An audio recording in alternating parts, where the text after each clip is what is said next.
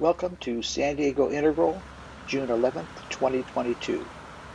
This month, members of San Diego Integral will be reviewing, critiquing, and discussing the recent Integral European Conference.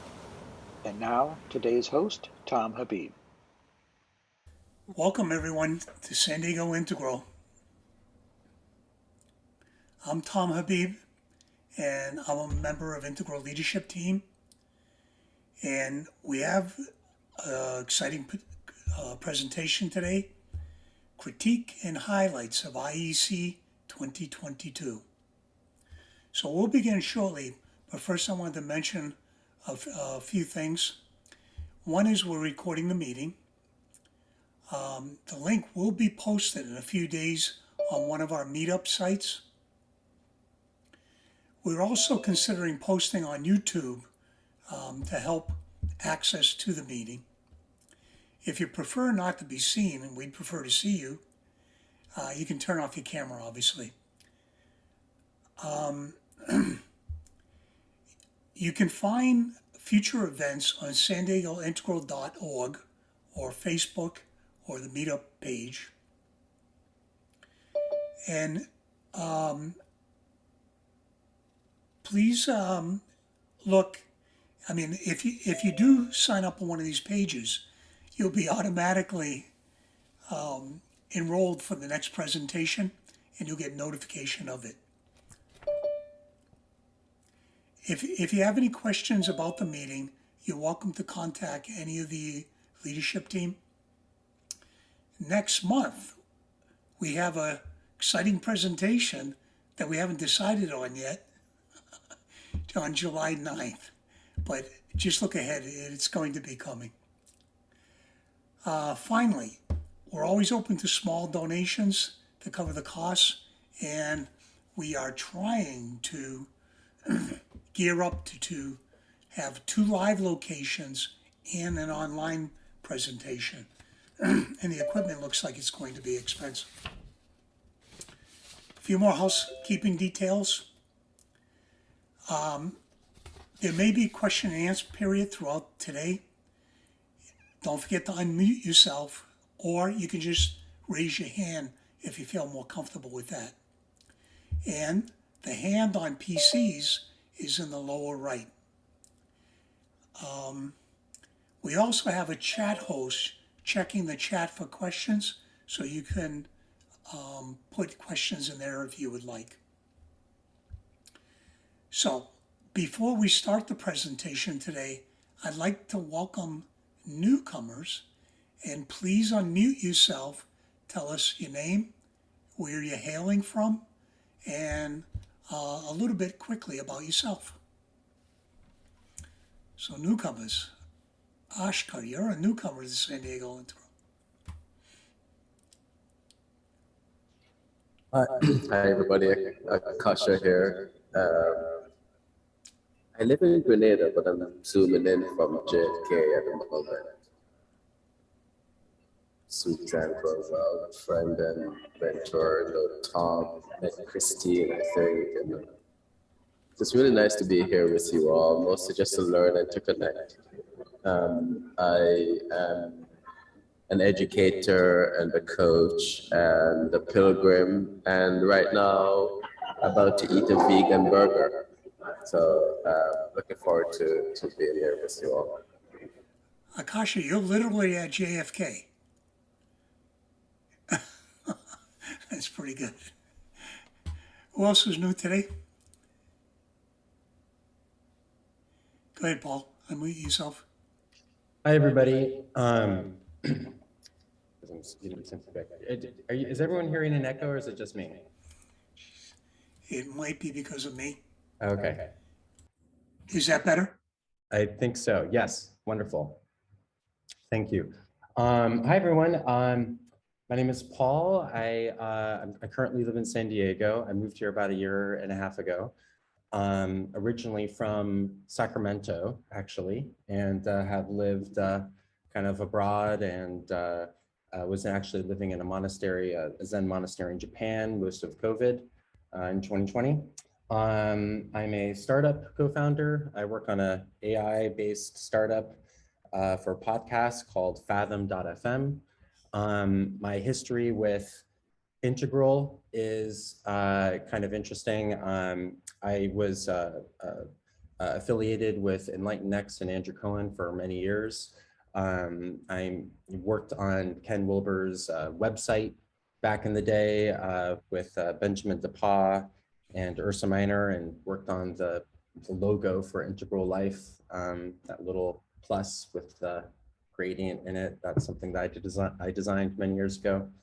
What else? I teach meditation here in San Diego on Wednesdays, and I kind of find out about this group just kind of poking around the Integral Facebook groups, just asking who's around town, who's into Integral and wants to connect. So that's me. Paul, did we chat this morning on Facebook, I believe? Yesterday or a couple of days ago, you just kind of, we went back and forth just a few times. Yeah, and you posted a link to this group. So welcome aboard. Thank you. Who else is new? Awesome. Do you want to introduce yourself? Because I think you're new to San Diego Integral, certainly not to the Integral community.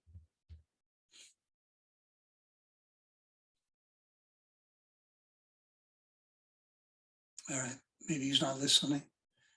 Olav, you want to introduce yourself? Hello. Good to see you again. Hope my internet connection works here. It works great.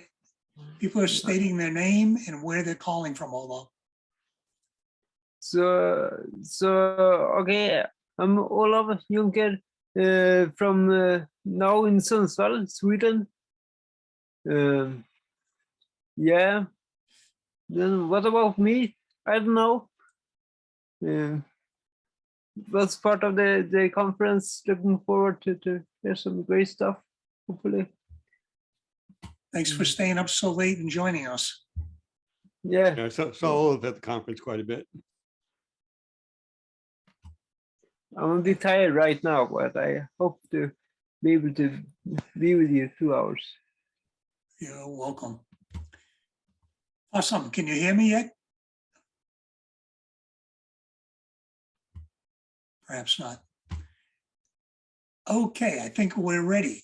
Our first speaker tonight is Christine Baser Habib.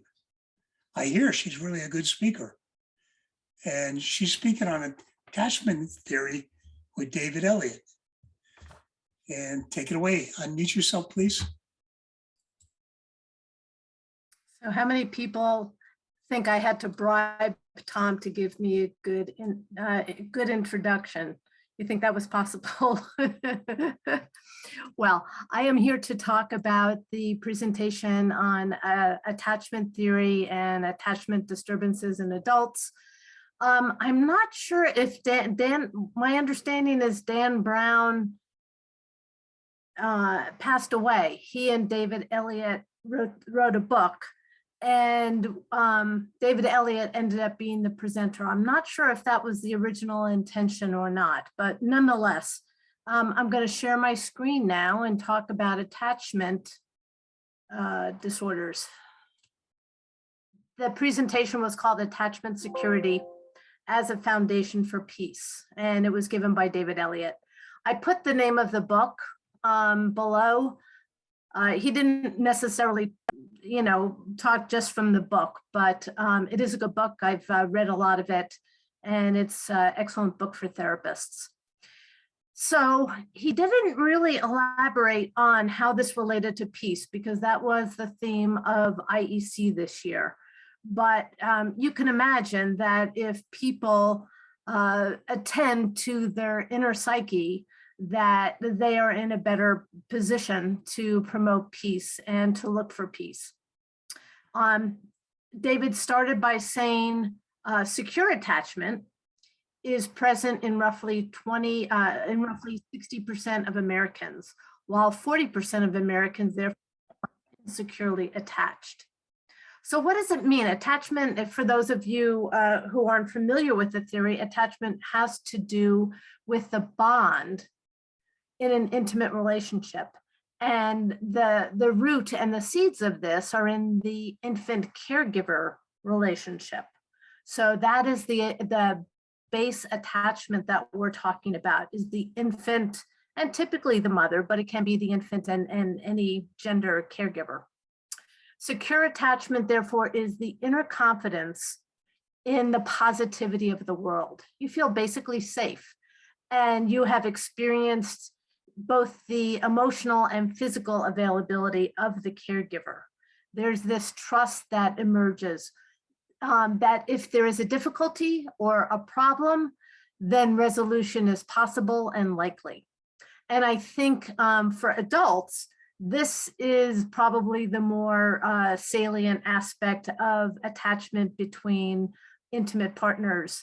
The trust that should there be conflict between the two of you, that it can and will be resolved, and that would indicate secure attachment in the relationship. So secure attachment enables growing up and cleaning up. So those are the two main things that if there is secure attachment that evolves from infancy, it helps the other lines of development. It helps cognitive development. It helps establishment of the self.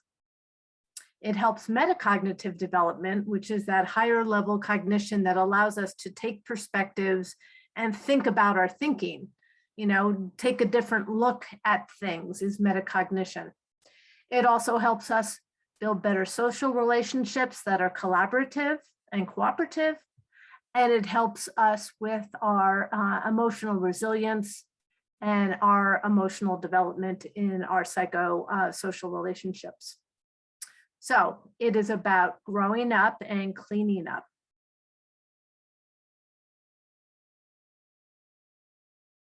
Oops, sorry. So secure attachment. For the infant, it feels like safety. For the parent or caregiver, it's protection. The infant feels seen and known, while the parent or caregiver is attuned to the needs of the infant. The infant feels comfort. Soothing and reassurance are given readily by the caregiver. The infant feels valued. They feel special. They notice the expressed delight in the caregiver. The caregiver lights up when they're around the infant, and the infant experiences that in terms of being valued and being special. The infant also feels support for its best self. And this is more in the toddler years, where the child can actually motorically go out and explore, but the parent provides a safe base to come back to, but it encourages the infant to explore and discover its world as well as itself. So for those who don't have the benefit of secure attachment that develops in infancy, insecure attachment causes problems that will emerge in childhood and later in life. In the face of stress, uncertainty, or trauma, people with insecure attachment tend to shut down and they withdraw. They tend to avoid social relationships because they're not trusting that things can be worked out. They are dysregulated in terms of their emotions. That soothing, that reassurance is not an automatic thing. They really haven't internalized that soothing, and so emotions are often dysregulated. There's more rigidity of thought. That cognitive development and those metacognitive skills are not as mature. And people with insecure attachment are, more willing to put things in boxes, and only things are more black and white. They're more rigid and they're more dogmatic or ideological about their thinking. And they're less tolerant of ambiguity. which of course is not a good sign for people who want to grow and develop and clean up and show up. Not being able to tolerate uncertainty is definitely a a lack or something that's going to cause problems. So David Elliott went on and talked about in treatment, which their book goes into in length. There are 3 pillars of attachment-based treatment, psychotherapy. The first thing, or one pillar, is the ideal parent figure. And what they try to do is remap representations of a good parent. And they have the person imagine what are some of their needs as a child, what did they imagine that they wanted more of, and then they try to have some imagery about what the parent would do for them. It's almost like, years ago they did the inner child, where you would parent your inner child. It's something like that, but it's specific to needs that might emerge that you needed as a child and were never met, and trying to rebuild that figure and imagery of trust and attunement. After the ideal parent figure is reestablished with new representations, then it moves on to metacognitive skills, where there's perspective taking, there's coherence between one's mind and another person's mind. You're able to shift between how you look at things and how another person might look at things, perspectives. And then the third pillar is collaborative skills. In therapy, really being able to share and cooperate and co-create some of these key skills. David Elliott had talked about, you start at the earliest fracture of attachment. And so for many people, that is that first pillar, establishing an ideal parent figure again. And once that is reestablished, then you can go on to metacognitive, and then you can go on to collaborative. And these are kind of also in a developmental order. They follow what the sequence might be in a child's development. They're certainly not collaborative before they can develop schemas in their head. So the last slide I wanted to present really is, what's that have to do with integral? There wasn't a lot of emphasis upon integral theory, but attachment theory and interventions are and can be very integrally based. I want you to notice that in the lower right, this is where the interactions occur. It's a collective space and it's external. And this is where the infant and the caregiver are having their interactions. And it goes from the lower right up to the upper left, diagonally up. And that's because from the interactions between the infant and the caregiver, you're creating schemas and mental representations of this parent figure and the caregiver who is so attuned to you.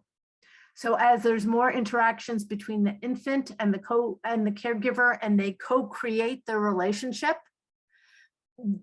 what's happening is that the infant is developing a great deal in the upper left, which is their internal schemas. In the upper right, the child is born with a set of behaviors that attracts the caregiver, that makes the caregiver pay attention to them. So there's crying, there's cooing, there's babbling, there's facial expressions. Very young infants can smile, and we tend to misinterpret what that smile means, but facially they're capable of smiling. And as the infant gets a little bit older, they may reach out their arms to the caregiver. There's a lot of, before they can speak, there's a lot of bodily actions that happen in that upper right quadrant that will attract the caregiver to attend to the child's needs. And the child begins to read the upper right in the caregiver and seeing, are they smiling at me? Are they looking away? Or, if I get closer, what happens? All of those behaviors are in the upper right.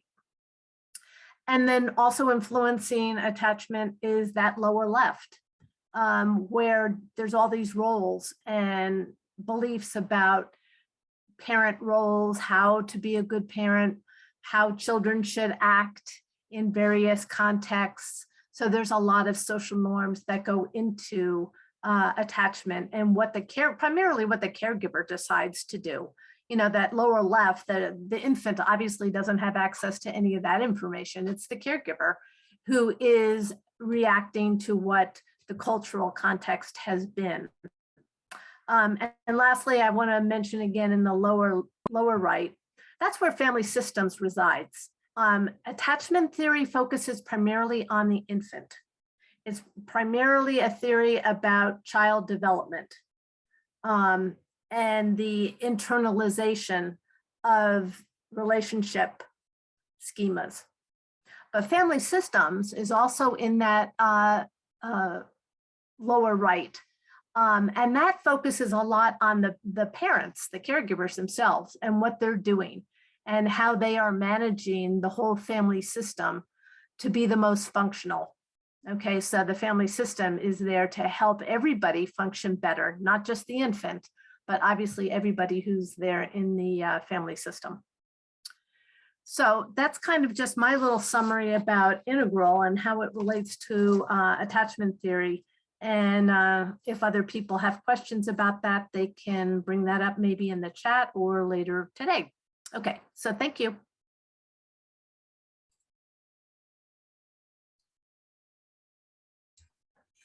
Thank you, Christine. Very good. Thank you for mentioning the lower right. So our next presenter is Karen Voorhees, and she's going to be highlights and critique of Susanna Cook-Reuter's work, which should be fun since Susanna's here today. Yes. So take it away, Karen. Yes, and not only Suzanne, but also Akasha Saunders, who was one of the co-presenters. So I have the unique honor, and I don't think I'm nervous, but I'm definitely on my toes because the two of you are here too. What attracted me to attend this presentation instead of among the four that were offered in that time slot was Suzanne. I have known of her work on adult development through Ken Wilber, whose books I have been reading since 1983. Ever since 1983, I have been reading Ken Wilber's major books as they've come out. So at this point, I can say that my cognitive operating system is thoroughly Wilberian. So I was surprised and delighted to see Suzanne on the program there because, of course, her work on adult development, in my words, I hope I'm not misrepresenting, but the continuation of Piaget's stages of cognitive development into Ken Wilber's second and third tiers. And actually, I got a copy of your dissertation and read it when it was published as a book. It's in my boxes and boxes of books at home. So when I saw Suzanne there, of course, I joined that one. And then I was surprised and delighted to learn that this session was devoted to Suzanne's, I think you said, past decade of work on the spiritual wisdom of the surviving indigenous peoples of the world. This hit me squarely where I live, because for the past, I'd say about 2 years, I've been wrestling with the issue of how to take the developmental stage systems of Wilber, Gebser, spiral dynamics, and so on, all these models of cognitive development, and how to understand them in ways that do justice to the earlier arising stages, not patronizing them. Oh, the child, it's easy to talk glibly about primitive peoples and the childhood of mankind and so on. And also do justice to the non-Western cultures of the world, because of course all these systems of cognitive development are very Western models. They did not arise in an Islamic or a Chinese or an African world. So how can we understand these profoundly important and I think profoundly true models in ways that do justice to these larger contexts? This actually, this is a very hot issue right now in some corners of the integral multiverse, which I've been wrestling with some of them. I'll be mentioning them briefly as I go through here. So I was paying attention from the get-go. Suzanne started by saying one of the things I took notes on. She said, the loss of Indigenous languages is a terrible loss of spirit. We are lucky that the Indigenous peoples are starting to be willing to share their wisdom with us to some degree. And then she said that she grew up weird, the acronym for, let's see, Western, educated, industrialized, rich, and democratic. And so was I. She told us that she is the daughter of a bridge builder and a midwife, and said that she now feels quote, responsible to build bridges between cultures and help midwife a new vision of what it means to be a human being beyond just the Western mindset. So at that point, I was all in. And then she introduced Akasha, who's here with us today. Delighted to have you here, Akasha. This is a wonderful group. I'm just saying. Akasha stressed the importance of how we listen, and he expanded on that, and that includes listening to ourselves. As many of you here are therapists, that San Diego Integral is therapist heavy, and listening to ourselves and tracking ourselves, I know, is one of the essential tools of being a competent therapist. And we're all learning in our integral worldview that we need to be aware of what's coming up through us. I mean, there's so many ramifications to this.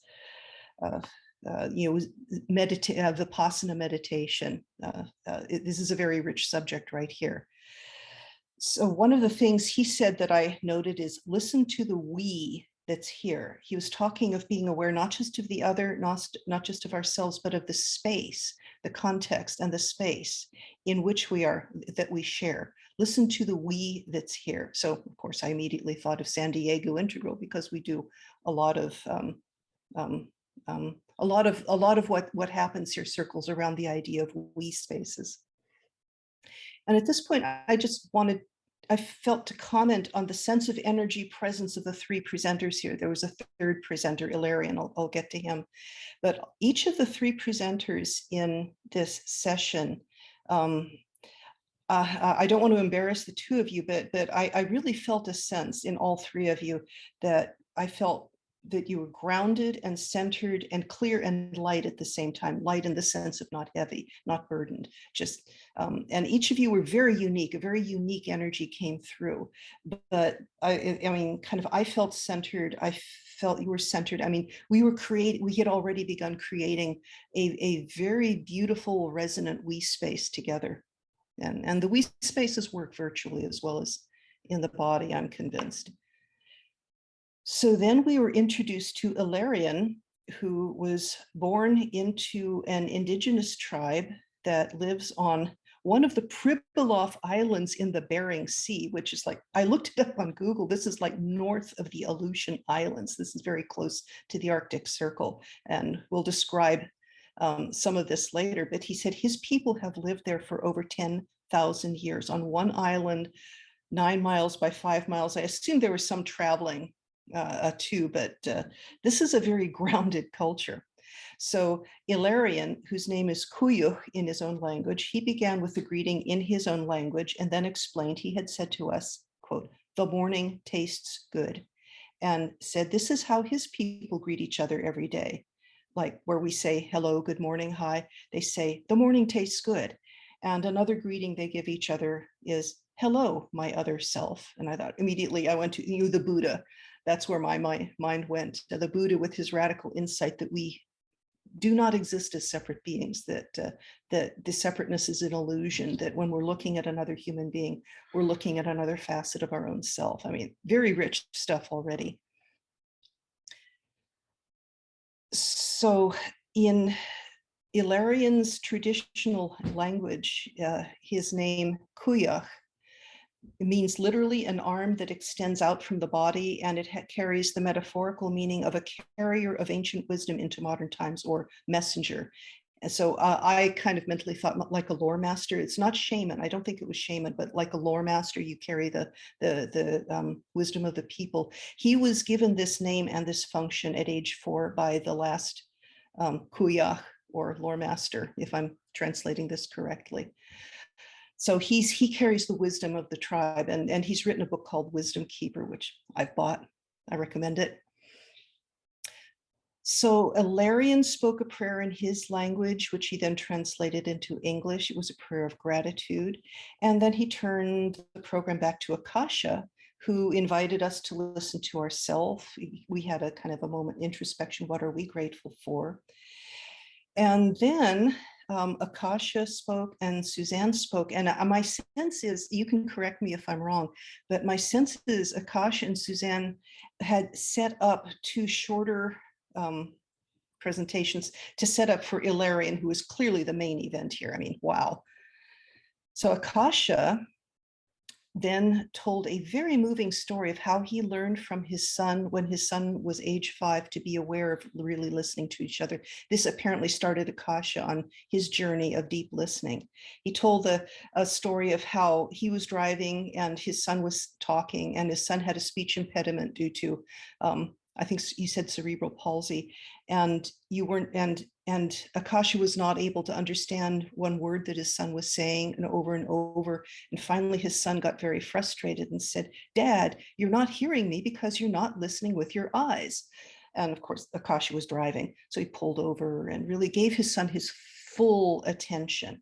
And his description of it, just that was apparently a breakthrough for Akasha. And again, Akasha, you can correct me later if I'm telling this inaccurately, but apparently this was a breakthrough for Akasha on really listening with our being present and listening with all our senses, with all our being, not judging, not interpreting, but just the and I have all sorts of associations of this with the high spiritual power and beauty of being truly present with our full attention to each other without judgment or interpretation. And that's worth a whole presentation right by itself. Maybe we'll do one of those one day.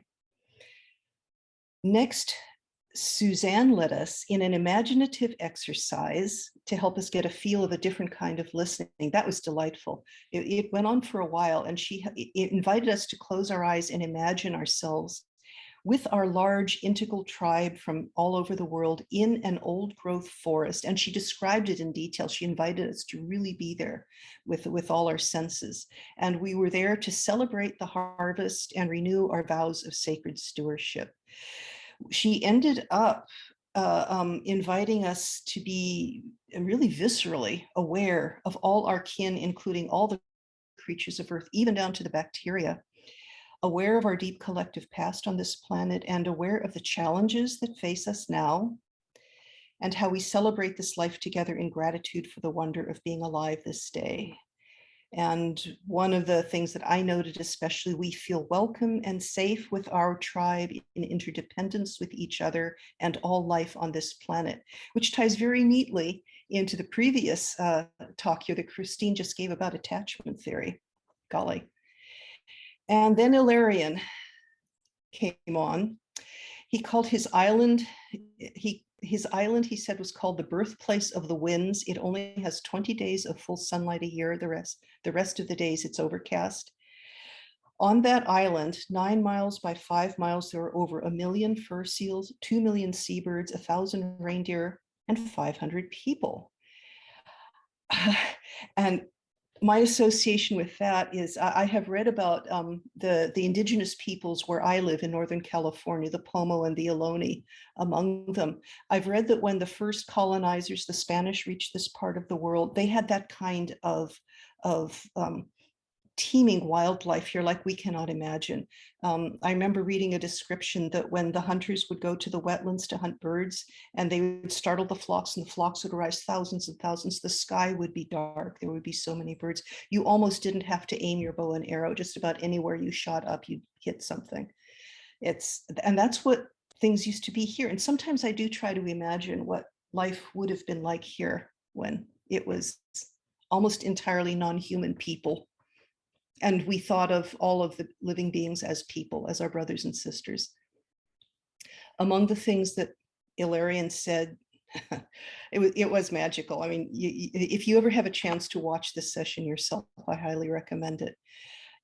He said, this was a magical place to be raised. Another thing he said was, the entire village raised me. And so, of course, I thought of the African saying that Hillary Clinton likes to quote, it takes a village to raise a child. So, I mean, he felt contained and held and and a sense of belonging, like it would be hard for us to imagine. His tribal mentor from age 5 to 13 Ilarion said, he taught me all of what I know about being a man. And yet during all those 8 years, maybe only 200 words, maybe his mentor spoke maybe only 200 words. They learned by being in the world, by being open in all ways. One of the things his grandfather said to him, warned him not to use too many words. Definition dumbs us down, said the grandfather. The sense was that experience is more important than defining. Words were considered superfluous and even dangerous. And especially, this is really worth, I mean, the whole thing is worth listening to, but his description of how he would get up at age 6 before in the dark and walk in the dark to the edge of the sea, and above the big cliff where all the seabirds nested, thousands and thousands, over 10,000 seabirds. And at the very beginning of dawn, they'd all start taking off, and they'd circle and circle and circle until all the birds were in the air, squawking and climbing and diving, and 10,000 birds all circulating. I imagine like it used to be here. And he said, Ilarion's description, I can't begin to do justice to it. But what fascinated him as a child was how these incredible density of birds diving and climbing and soaring all over the place, and he never saw one bump into another one. And he would ask himself, what would it be like to be a bird? And he would just imagine himself into being a bird. And so he decided, you'd have to not think. And so he worked at not thinking for months before he was able to actually stop thinking. And he said, and that's when the magic happened. I understand this to mean the full intuitive senses opened out even more. And he described how that kind of intuition works among hunters, among groups and individuals. One of the things he said was, when he later was fishing by himself, he said, I could feel the halibut before it hit the line. I could know whether it was male or female, how hard it would fight. It's just the knowing that comes through the pure intuition without being mediated through the intellect. And as Ilarion pointed out, all the people in the world used to have this, but we've covered it up with our minds. Those were his words. And what I want to layer onto this is that we had this for almost all of the 200 or 300,000 years we've been human beings, and probably before that in our hominin predecessors. It's only in the last 50,000 years, 10,000 years, whatever, since that we started moving away from that this is the way we humans lived for almost the entirety of our existence on this planet. So I understand this loss of our primal intuition. This is my interpretation now, as one of the prices we have collectively paid for our movement through the developmental stages that have been defined by Gebser, Piaget, Wilber, spiral dynamics, and many others. As we have cultivated the individual sense of ego and the rational discursive intellect, most of us, not all of us, but most of us have lost that waking awareness of our primal connectedness with each other and the environment. So it's the price we've paid. And now we have a chance to try to bring it back. That's why we're integralists, right? We're going to integrate it all. Hey. So Ilarion went on to speak of a 2017 meeting of elders from indigenous communities from all around the world. They held it in Kauai. It was a series of meetings and ceremonies, and they contemplated the questions, what is the state of the world as we see it now, and what must we be doing it now? They produced a 14-minute film, which can be accessed at www.wisdomweaversoftheworld. I or Suzanne can put that in the chat later, maybe.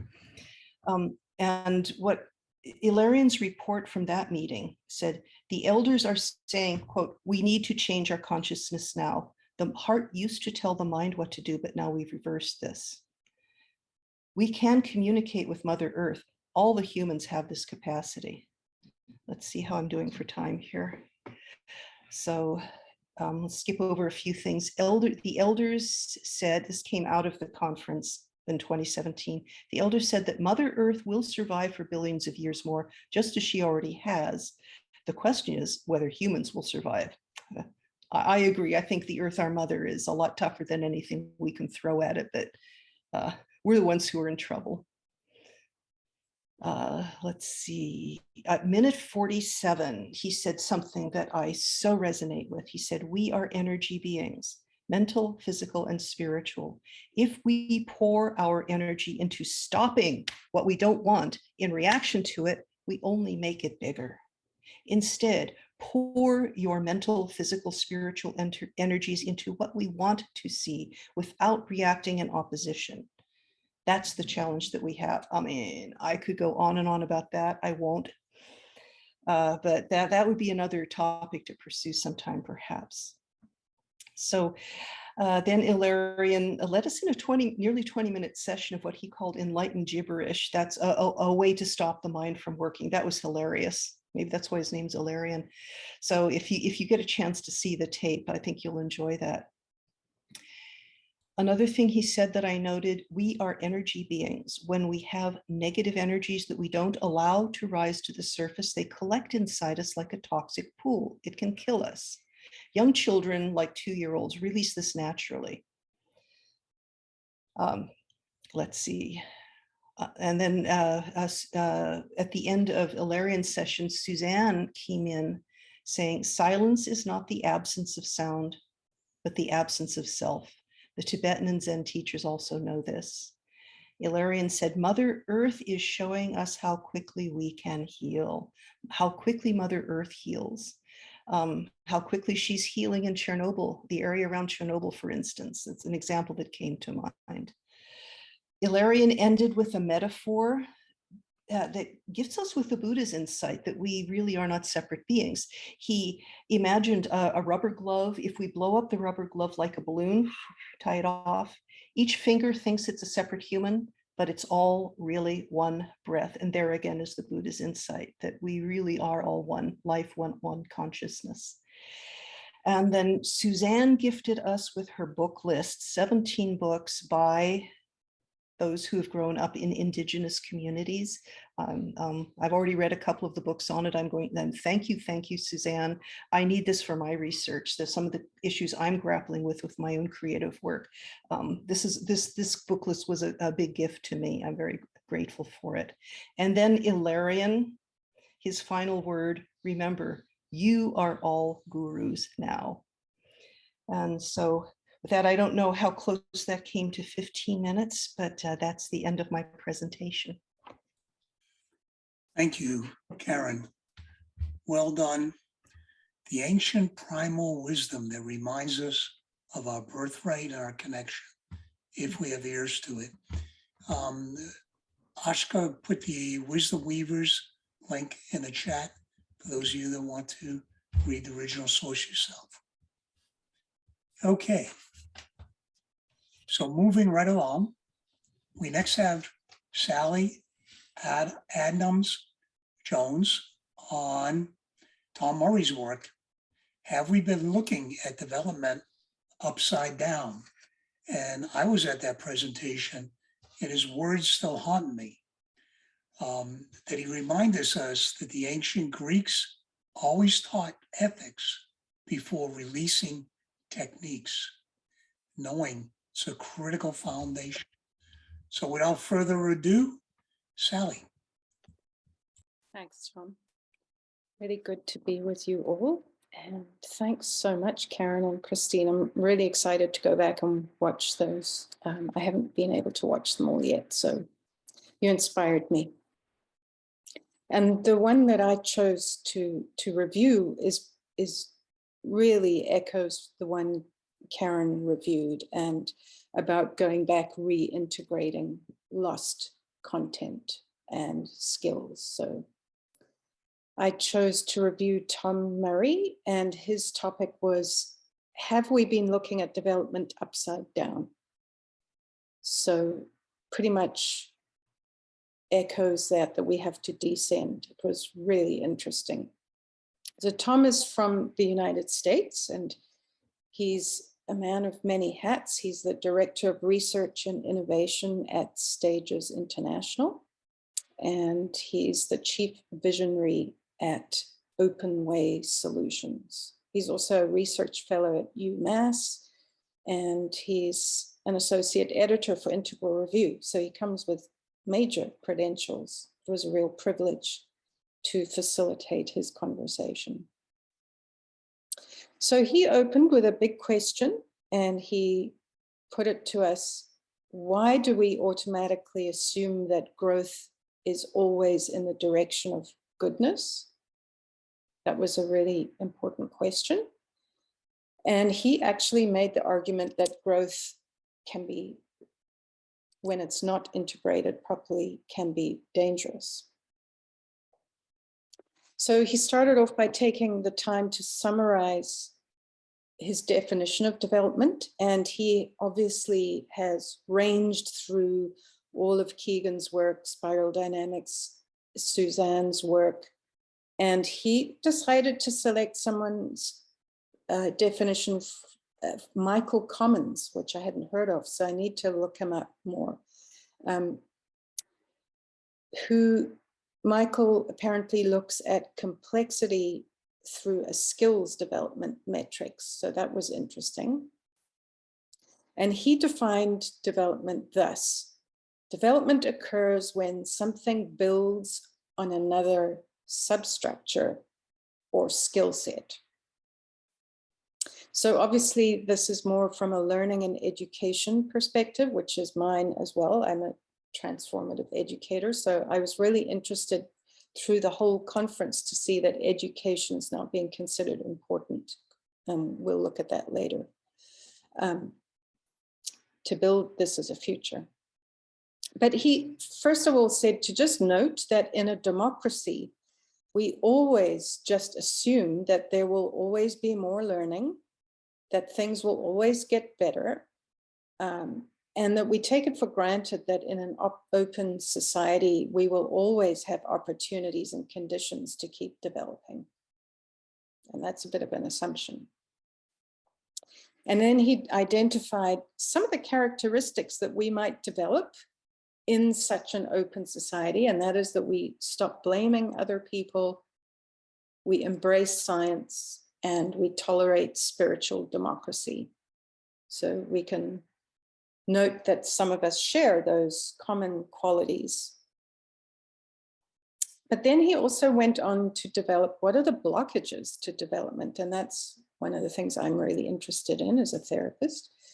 And he noted that in a democracy, generally our economic and situation is stable, and that we have a certain level of education. So those things are not blockages. They might be in other countries. But some of our blockages to developing would be personal things like numbness, overwhelm, egocentricity, closed beliefs, and busyness.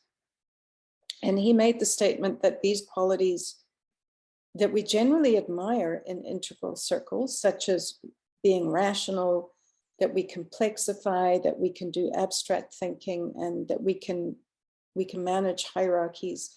He felt that some of this was actually fairly detrimental to our happiness. I thought that was really interesting. And that it doesn't necessarily come with a set of ethics, as Tom mentioned. So developing in the West in a democracy is all about ascending, and along the way it doesn't automatically mean we become ethical or happy. So that was something I've noticed as well with folks. So he went on to say that complexifying, which is another kind of word for development, can be dangerous unless we do our shadow work, and we all know that by now.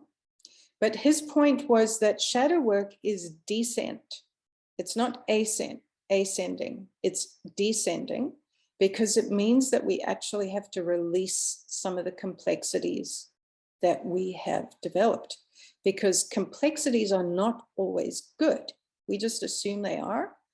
But Tom pointed out that complexities can include defense mechanisms, coping mechanisms, and actually poor adaptations, survival patterns, basically from our own traumas. And if we don't look at that, we're going to actually distort as we ascend, that we won't integrate the material that we need. So that echoes what Karen was saying about going back and reintegrating the true gifts from other stages that we assume we'd left. So he was really clear on the skills that we need to survive at the moment, and he made an acronym called VUCA. So the world is becoming volatile, uncertain, complex, and ambiguous. And he doesn't actually believe that ascending up through the stages necessarily equips us for that. In fact, it jeopardizes some of the ability to manage those things. So he felt we don't need more ascending work, we need descending work. And he felt that we'd left behind, as Karen said, we'd left wisdom behind. And wisdom includes the opposite of what we generally value in integral, which is simplicity, humility, care, depth, and shadow work. So he made a really strong argument for integrating past stages, because we're not very resilient anymore, we're not robust, we're a bit fragile, and we've got a big world to cope with. A lot of change is going to come up, and so we need to descend to be stable. So his conclusion was we need to unlearn, we need to descend, we need to, obviously we also do the include and transcend. He's not choosing one or the other. He's just saying that in order to stabilize that movement, we need to do the opposite in equal amounts. We need to descend and include, because what we've tended to do is ascend and exclude. That's our problem, is that we keep excluding as we ascend.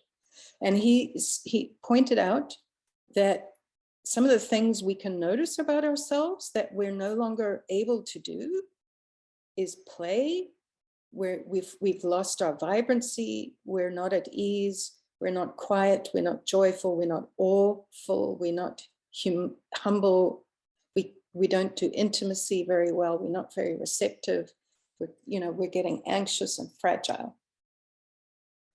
So he suggested the 4 R's, which is reorganize, reintegrate, release, the shadow, and recover.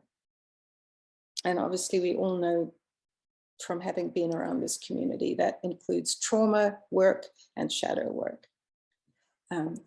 Because he did remind us that it's perfectly possible to be a psychopath and be enlightened. And we've been around a couple of people who, I wouldn't call them psychopaths, I'd call them tending towards sociopathy, because they actually had done 0 shadow work. But they can be very enlightened people. So he says that if we grow in one direction only, it's dangerous.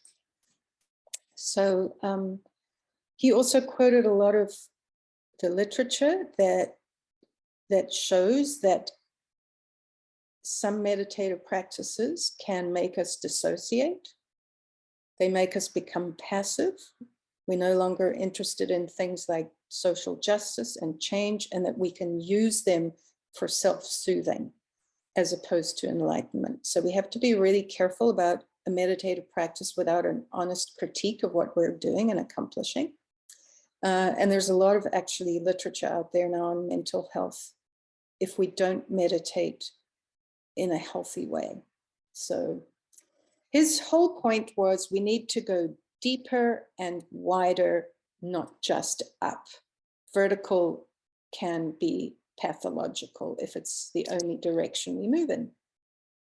So to sum up, Tom believes to awaken includes obviously the vertical development. Nobody's arguing about that. We all love that part, but depth development in order to stabilize as the world becomes really difficult to challenge, difficult to manage. It's going to really challenge us. So the one point he really made was we don't descend before we've ascended. He says there's a sequence to this. Because if you release a lot of stuff, timing is everything. We can do it too early. And if we do it too early, we can become a little bit pathological as well. For example, these are the things we need to do before we do shadow work. We need to have developed a good social identity. We need to have clear boundaries. We need good object recognition. We need a good sense of time and presence and feel our bodies and all the senses. Because if we do shadow work and start releasing structures too early and we haven't developed these things, it can go sideways. So we do the ascending movement. We try to change our perspectives, manage multiple points of view, all those things, have good boundaries, do the subject-objective shift as often as possible, learn how to shift between no time and time management. So we have all those skills, and then we are qualified to do shadow work and start releasing and unlearning. So there's a sequence to this process. So it's called reintegration, we know that, and not just integration. So the reason I like this talk is that I'm all over that. As you guys have been generous enough, you've heard me talk about my ideas of integral Taoism, and this kind of spoke to me about the balance we always need. Balance is the definition of health in my world. So the Taoism of always doing equal amounts of the opposite, descend, ascend. And I live in a place in the world where there's a lot of indigenous culture, and that is their gift, is how to stay rooted, grounded, connected to the earth. And wisdom is paramount. Humility is paramount. Silence is paramount. So I really value those things too. And it's just lovely to have that spoken about and articulated in our community. It's about time. So thank you. I'm complete. So Sally, very good. I had the feeling that Tom was reminding us not to pick and choose parts of the map. Is that your impression too? Not to pick and choose just our favorite parts of the map? Right. Yeah. And emphasizing that if we try to always be comfortable and bypass discomfort, that's not healthy. So we have to go into the pain, into the discomfort. Yeah. Thank you. That was really good. Thanks. Okay. Next up is Lisa Norton, hailing from Florida, and she's going to review Peter Mary's work on integral anarchy. It's all yours. Thanks, Tom. And thank you, Sally and Karen. I suspect that what I'm going to share will be rhyming and I hope in provocative ways in dialogue with what both of you have shared. So something's up. I will just share my screen and, let's see, Eloy or Jerry, I wonder if you could give me privileges. Sorry, I forgot to ask for those.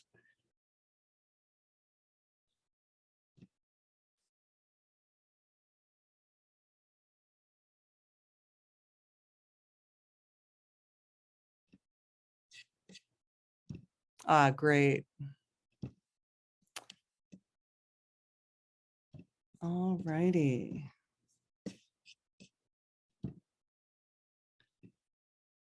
So yeah, I'll try not to be too repetitive for those of you who are going to be familiar with Peter, but if you don't know Peter, he is the Chief Innovation Officer at Ubiquity University, and he works with leaders all over the world in a variety of change contexts.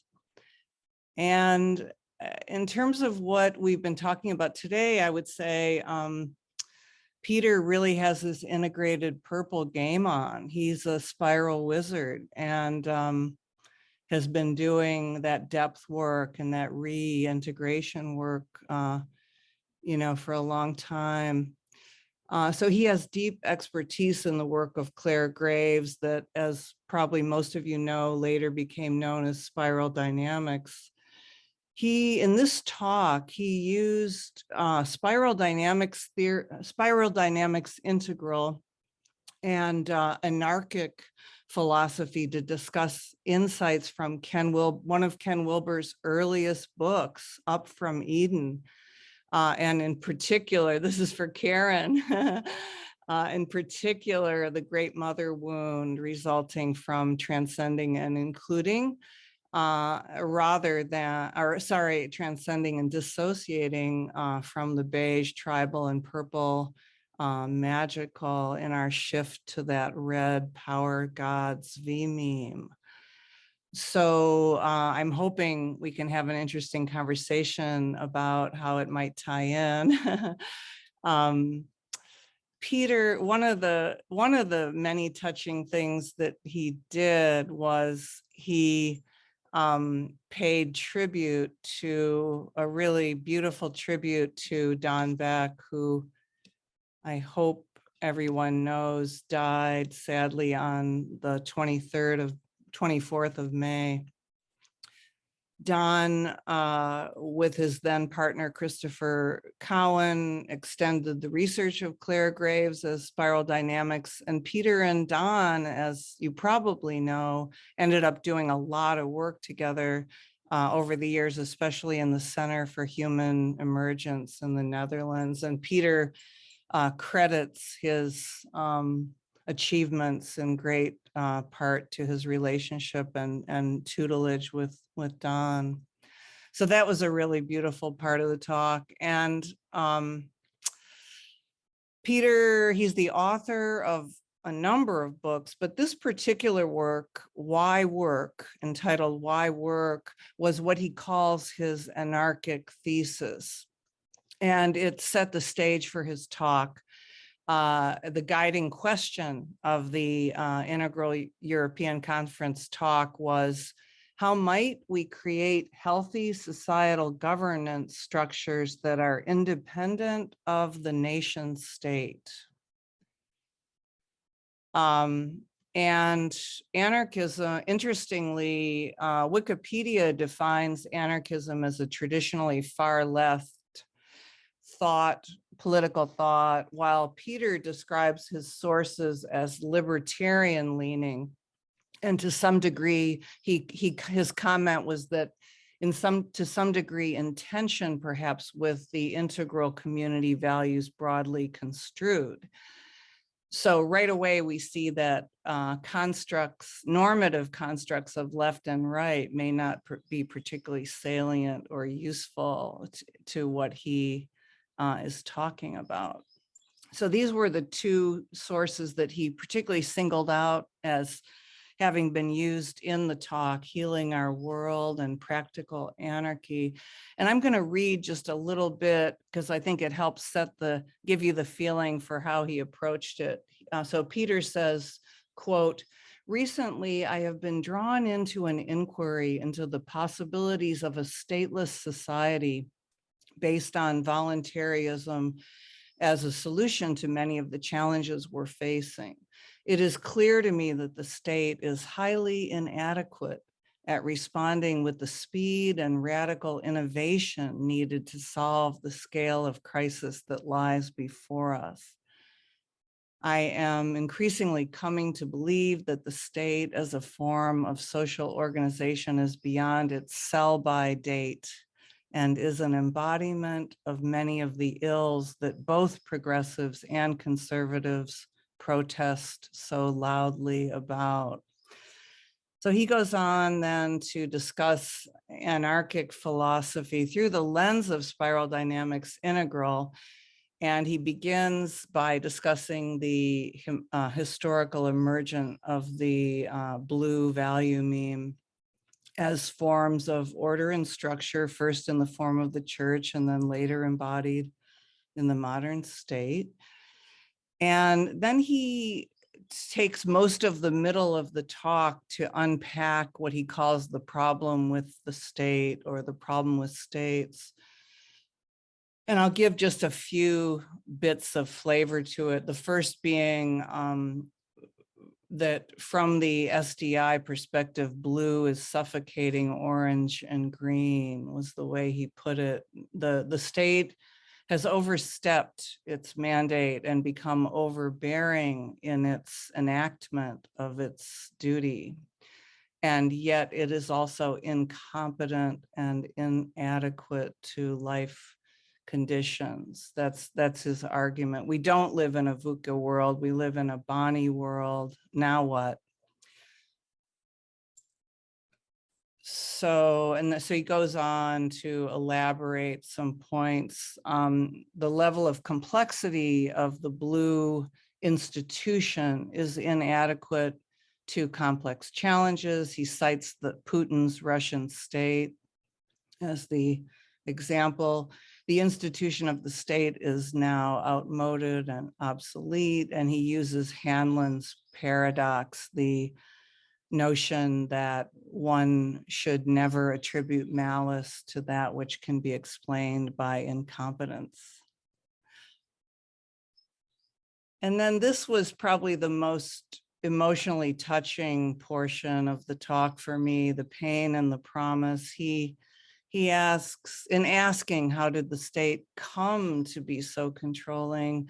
And then he evokes this notion of the great mother wound, and he felt it deeply. And in a post-tragic way, he really entered into it and embodied it. And so when he was actually giving the talk, he said, the animistic pre-rational value memes, the tribal beige, the magical purple were transcended and repressed. And rather than being transcended and integrated and included. So that transition, as we all know, was very traumatic. We've been talking about it today very much. And this notion that red in the form of the feminine, the earth, life, vitality, wildness, intuition was left wounded, disconnected, ungrounded, split off. So this notion of building on a faulty foundation, the spiral of evolution being built on a faulty foundation, it was his assertion. And then he spent some time, the great trauma being that split off fragmentation that makes the healthy forms of the spiral V-memes harder to access and to integrate and to relate to one another dialogically. So the great trauma being that our nation state model has actually emerged from this traumatized wound stack that lacks healthy red and purple in particular. And he told some really beautiful stories about being in Africa and how and what healthy red is when it hasn't been torn away really from its context. So in the stateless solution, he extrapolates a bit. What might it look like if we could get a grasp on our dilemma, our evolutionary dilemma? So he discusses a stateless solution is like an anarchic, non-hierarchical solution is what he's offering. And he uses the lens of SDI and also transactional analysis to explain that. He first starts talking about the principle of nonviolence, which is key to anarchic philosophy. The use of force is just morally wrong. End of story. The need for voluntary contracts and forms of exchange and forms of governance and agreement was what he was stressing. And then he moves into just a brief touching on transactional analysis and metaphorically discussing this hypothetical shift being a shift from parent-child to relations to adult relations. Again, he's elaborating on the anarchic stateless solution some more, trying to make some distinctions between like neoliberal free markets and anarchic definitions of free markets, talking about empowered prosumers and peer-to-peer decentralized financial systems, such as we would find in blockchain-based Web3 network structures. He's suggesting that order, the healthy blue order would be based on reputation, public reputation and intrinsic motivations, carrots, not sticks, intrinsic love of learning and love of contribution. And then he quotes, I think, Stefan Molyneux in saying, defending the anarchic position on evil, which is that the existence of evil can never in and of itself justify the existence of the state. I'm just going to go pretty quick here so I don't go on for too long. So he goes on with first principles, kind of extrapolating to the ethical ramifications. He's very concerned with the danger of performative contradictions at the level of the society and how to avoid instantiating them, and also with nudging us toward natural law-oriented choice-making and enlightened self-governance. So what is the anarchist blind spot, you may be asking, or what? Maybe there are several. Anarchist philosophy, he says, stems from healthy orange values and of free modern societies. However, having, as we said before, emerged from the great mother wound, this foundation of unhealthy and a shadowy spiral is, he says, unlikely to yield the promise of a healthy anarchic society. Now, how would we address this rupture or this incompleteness? It won't surprise you. His answer is healthy yellow meshworks, developing our healthy purple through trauma healing, through nurturance, through reintegration, through accessing the subtle dimensions, our intuition, our instinct, in order to deconceal, he said, and liberate the great mother, the feminine in all her forms. There was a really rich Q&A for this session. There were several really good questions. And I thought I should share, why am I personally interested in integral anarchy? And in brief, I'll just say, I've been asking in times of meta crisis, do the conditions even exist for meaningful civil and democratic participation, voice, loyalty, or exit? And as an independent voting Gen Xer, I also have never seen even one of my candidates elected to office in my adult lifetime. So taxation without representation, yes, that's part of it. It's one aspect, but more crucially, I don't condone violence, and yet I'm supporting these regime change wars and proxy wars against my will. So I don't consent to how the state enacts institutions of defense, public health, and public education, and yet I'm participating. So that's the dilemma that's I'm on the horns of at the moment. Here are some ways to get in touch with Peter. And I'll leave it there. So quick question, Lisa. Please, yeah.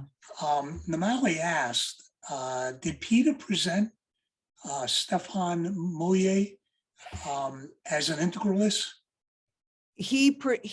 One of his books was one of the sources of this talk. He wrote Practical Anarchy.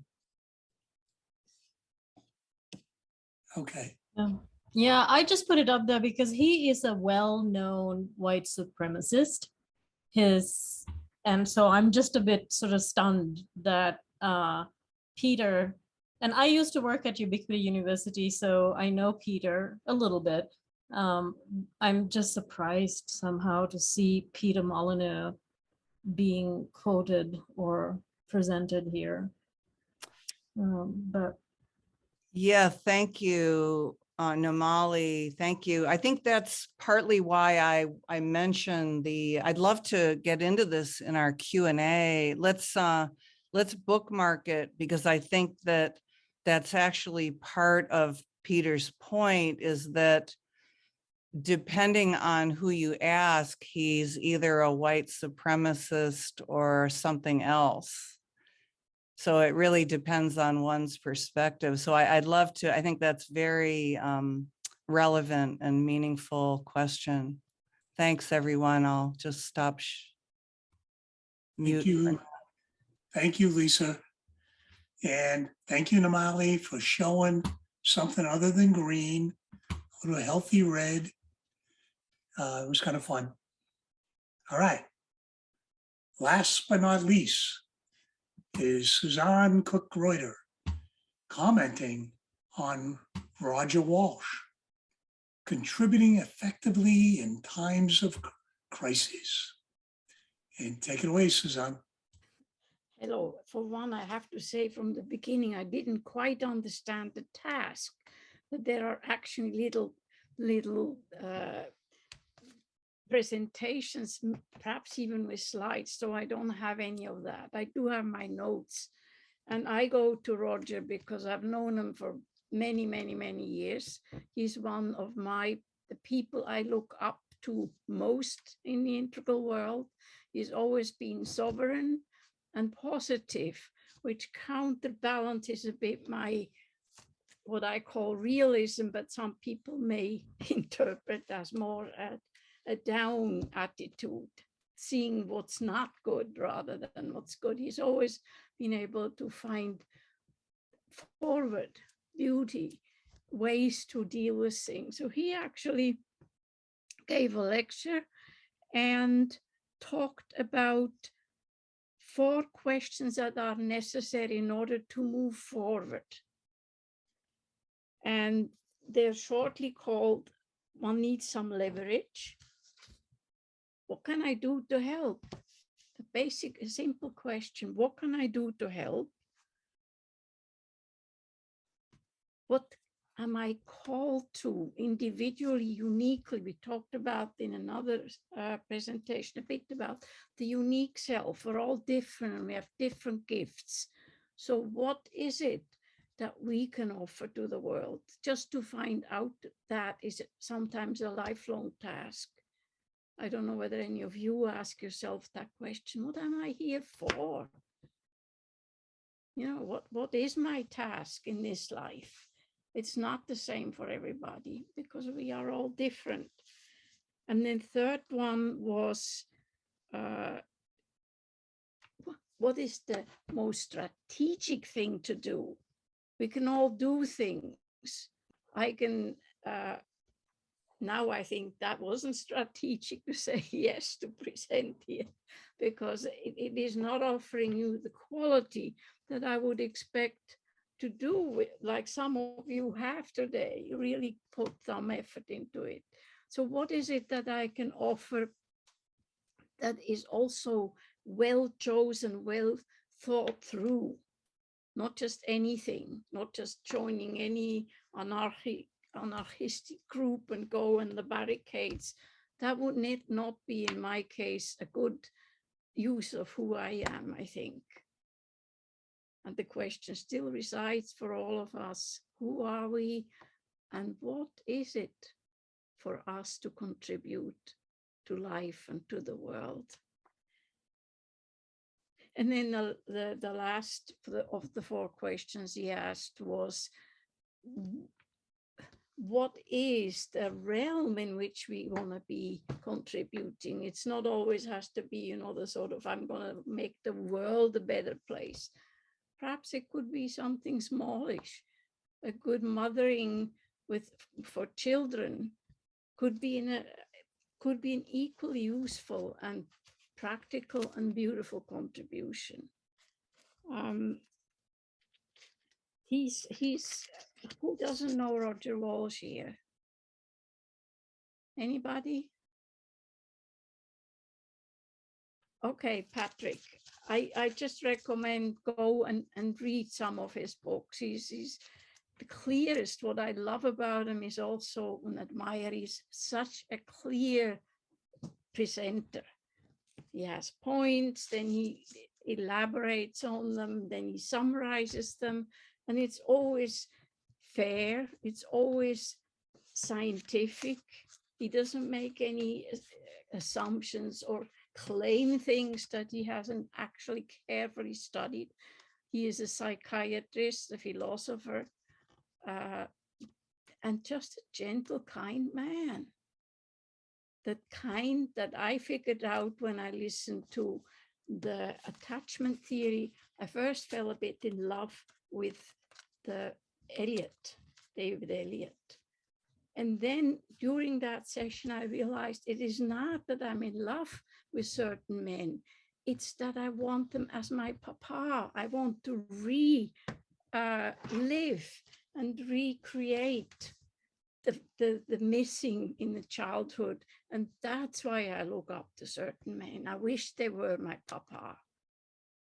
So the experience of the conference, there were many such things that really enlivened me and made me feel I have discovered new things about who I am and where my limits are. I don't know, do you need to know? I have much more notes here, but I don't know. I think we should actually focus more on discussions. I loved, and I share that with you too, I loved the singing lesson. I don't know who went to it. Any other folks? Absolutely marvelous, joyful, and of course the clowning, which is part of my special interest as well. Those were delicious. So I apologize for not offering you a more concise little lecture, and I think we have lots to discuss in the half hour or so that we have left. Thank you. Thank you, Suzanne. So as Suzanne just alluded to, we have approximately 37 minutes for people that were at the conference also. Eloy, Jerry, Namali, Akasha, and I probably am missing somebody else. Oh, Eric was there. I think Phyllis was there. Yep, Olav was there. Sandra. Thank you very much. I knew I was going to be missing people. That we can comment on either what struck you, what did you take away, or what did you have a critique on? So feel free to chime in or to elaborate on any one of the speakers' comments. So any other feelings from any other people from SDI that went?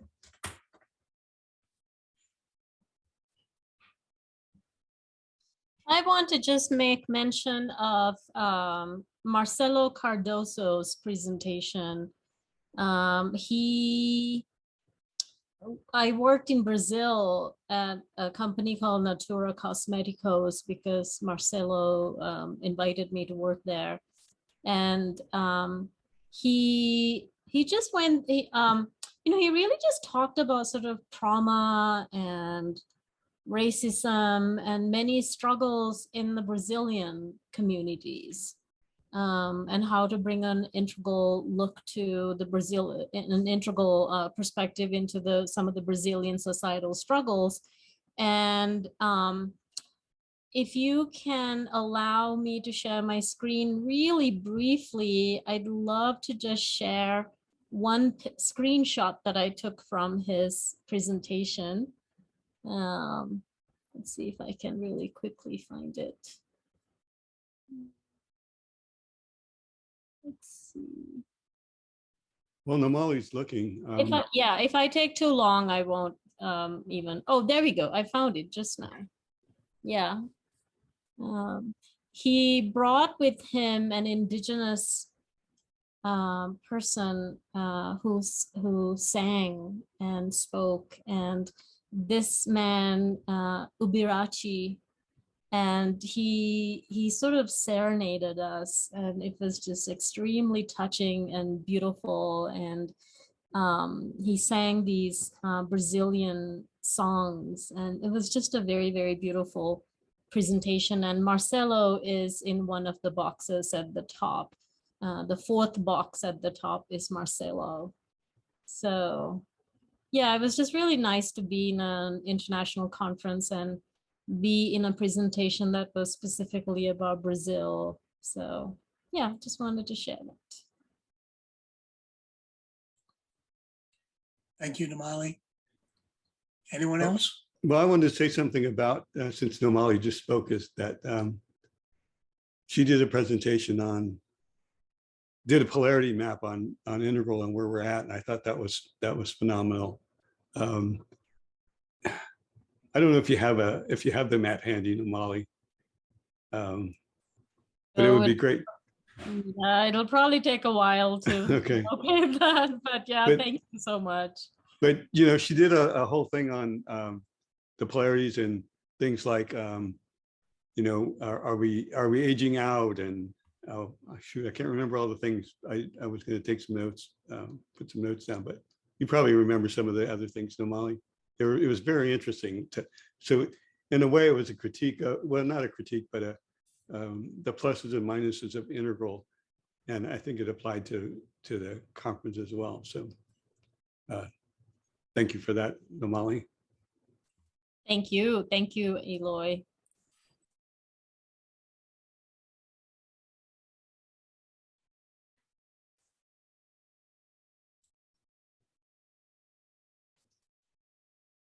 You're muted, Tom. Any other thoughts or experiences?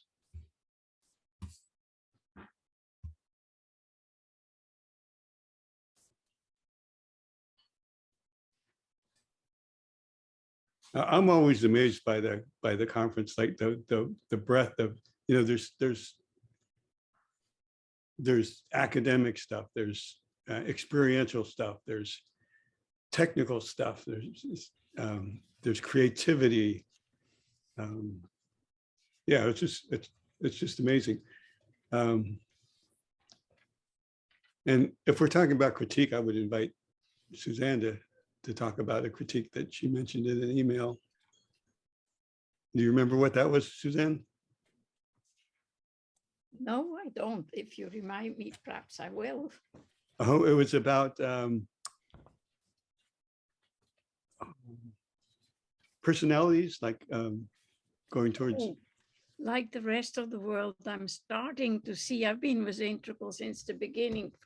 And so I'm starting to see a tendency towards celebrity worship, so that the same big names get to do the keynotes again and again.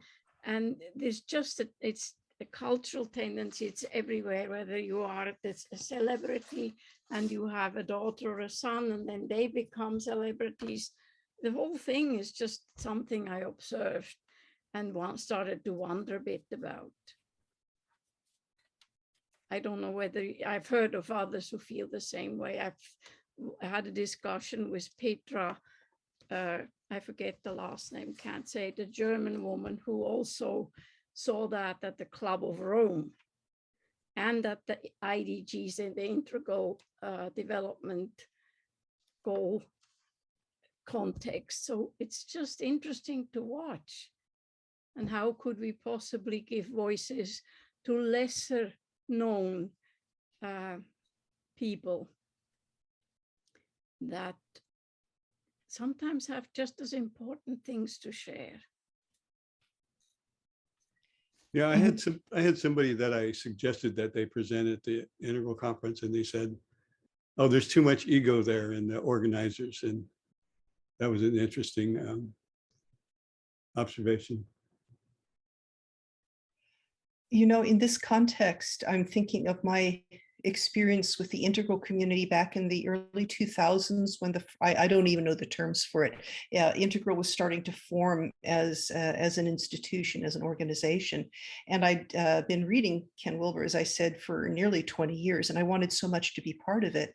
But my experience is one of the unknown voices, the outsiders without without a lot of brownie without a lot of gold medals to show, was that the only way to interact with the group was to spend a lot of money to attend a seminar or buy some product, buy some educational thing, and that the interaction with the people inside the community and me on the outside was all one way. It was spend a lot of money. And this is not very complimentary, but I was kind of frustrated. It's like the rest of us on the outside, we're all like baby birds with our mouths open, and we pay the money and they stuff their worms of wisdom down our throats. There was no communication, no way to communicate back the other way. And what I was yearning for at that time was what I have found since, is a community of my peers who I can hang out with, friends. And finally, what I did was attend the What Now conference 4.5 years ago, where I met some of you, which was just one of the most wonderful experiences of my life. And it was, but at several stages through the line, I discovered there's the online forum. And through that, I met other people. And now I have this wonderful community, just personal friends. It's a flow up, down, sideways, laterally at all sorts of levels. But it took me 15 years from the time I wanted it to the time I found it. And I actually had a chance to have this conversation with Rob Smith, after, in the wake of that conference. And it was a very positive conversation about some other things. And then we had some time left before our hour was up. So I actually felt comfortable enough to bring up this experience I had. And then he shared from his side, which I completely empathized with it, from the point of view of the people sort of inside the circle, breaking their backs, working around the clock, trying to make it work, doing this instead of things where they could be making a lot more money and supporting their families a lot better, but doing this because it's a labor of love. And so much of what they do is invisible, and the people kind of the outer circles never see. And I really empathize because I've been on the other side with my guru's organization on the board of trustees, where you are breaking your back to carry things forward, and the people who are not in that circle don't see 95% of what you're doing and are upset that more isn't happening. So there are very, very much two sides to this. But Suzanne, I just wanted to emphasize that this was my experience with the Integral community for about 15 years. There's some big shots in the center. And then there are all of us around there who are feeling kind of left out with no way to participate. But I do not feel that way these days. I mean, through this, I came across this group and a number of other individual and group contacts. And I really feel like I am part of a beautiful, vibrant community now. It has changed enormously since the early days. It was also one of the conflicts we had was around the very young ones, really just beginning young, 20s, trying to corral as elders or older people. And we didn't take very kindly to that, even though we understood how much of their energy and their time they sacrificed for this endeavor. But it was just, well, Ken is not necessarily a good leader in that sense. He is wonderful in so many ways and in his writing, but as a CEO of an organization, that was not his thing. And after a while that became clear. And now with Rob Smith, we have a whole different person in charge. And again, the thing I mentioned that Roger said about finding what is yours to give. Sometimes we err and sometimes we take some time in the wrong direction, but eventually it turned out right for the integral community.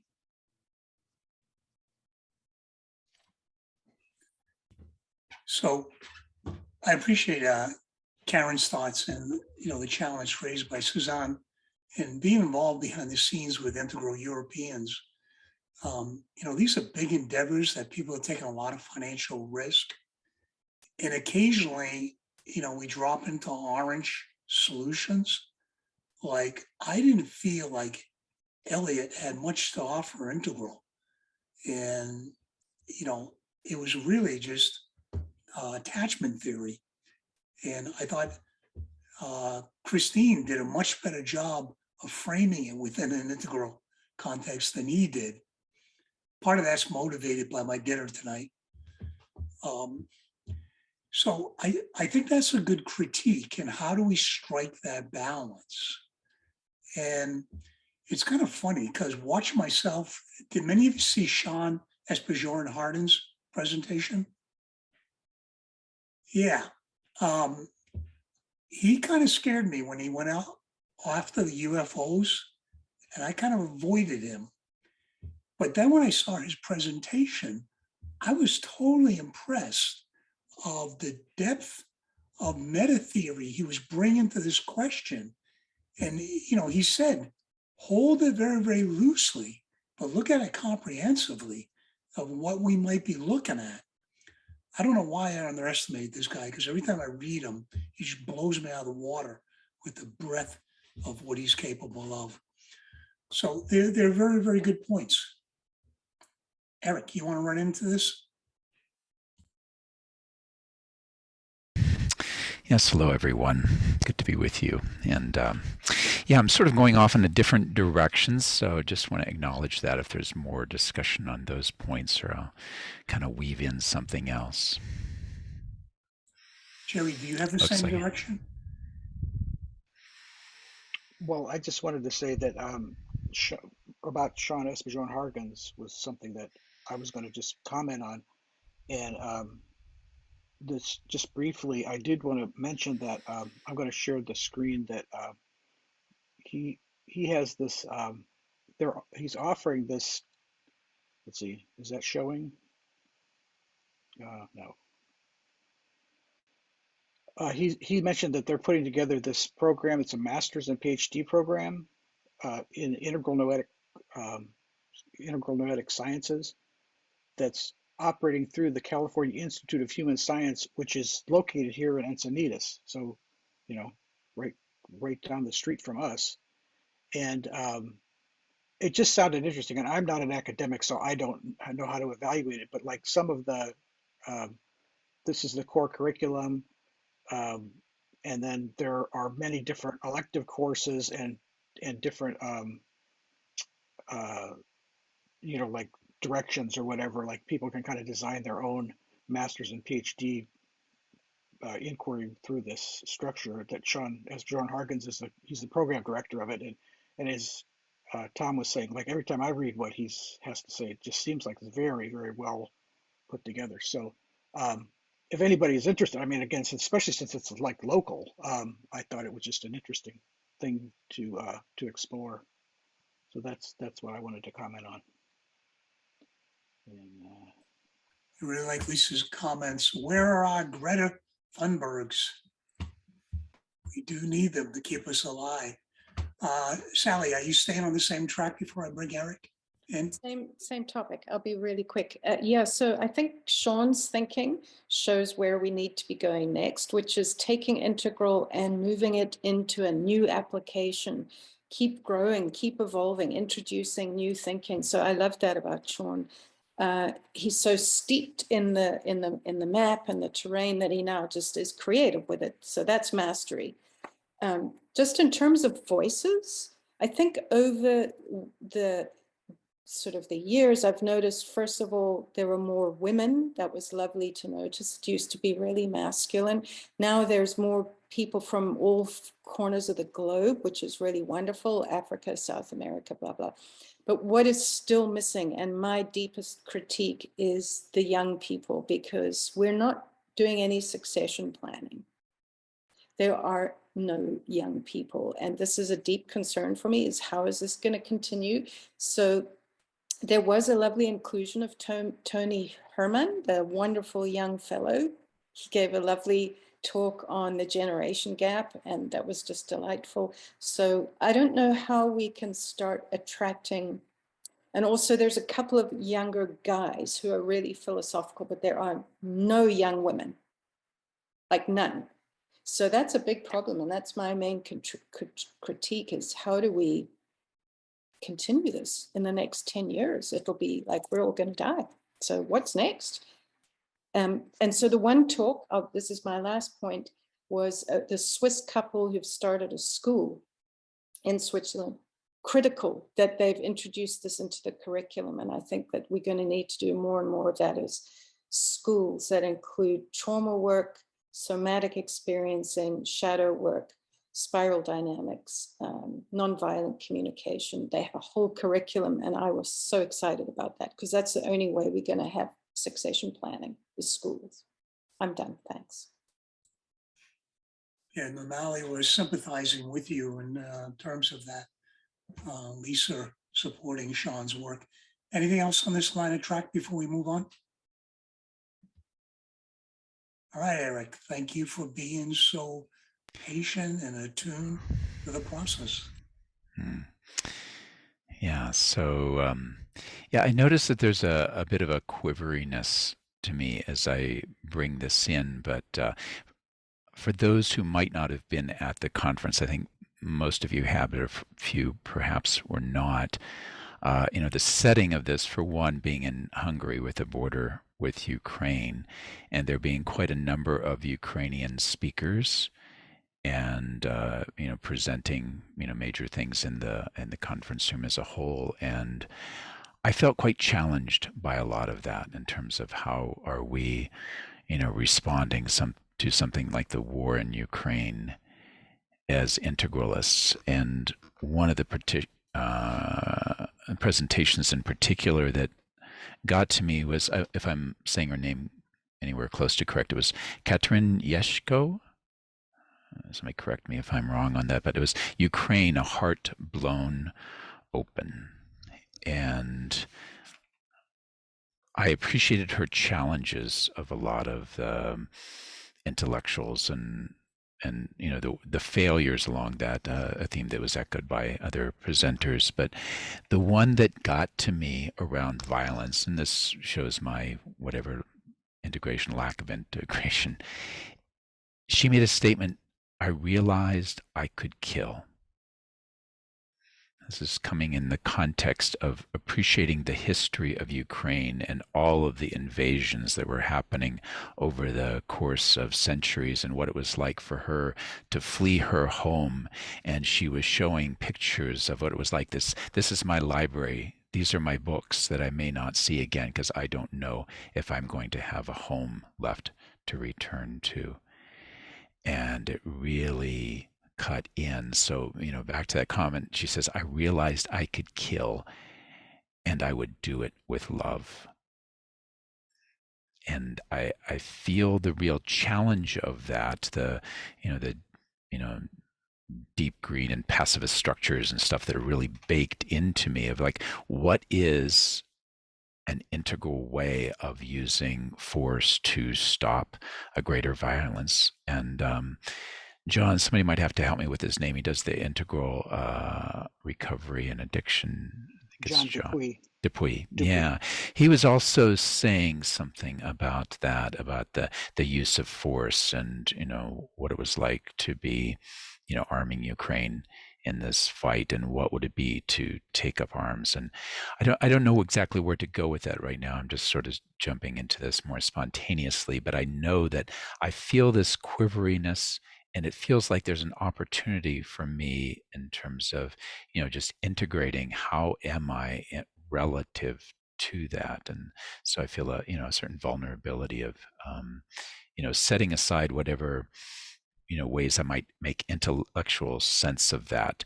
There's a rawness to it that has a deep impact and challenges a lot of my long-term sensibilities. So just wanted to somehow weave that into the mix of things, as it felt very much in the foreground for me as I went through that conference. I'm curious if anybody else had responses to all of that.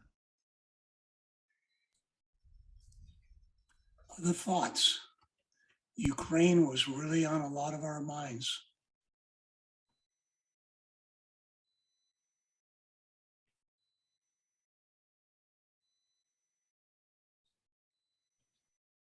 Go ahead, Suzanne. I don't want to hog the space, but another thing, did any one of you go to the final conversation that was coordinated by AFTAB about all the different voices about the Ukrainians, the most critical ones, the defending? I mean, I was blown away by the honesty and the rawness of that conversation. How everybody just really spoke from where they were at, and often contradictory feelings, conceptions of what's important, what matters. I really appreciated that final conversation.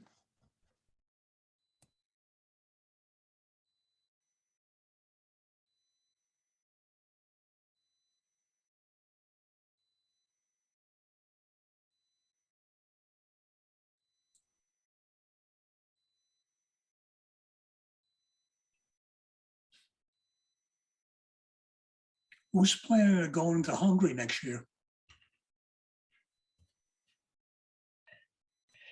Yeah, if the pandemic's over.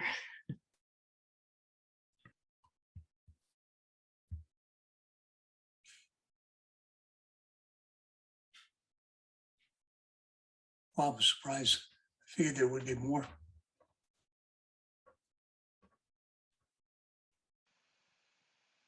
I see Lisa has your hand raised and then Joy, so go ahead and unmute yourself and go for it, Lisa. Thank you.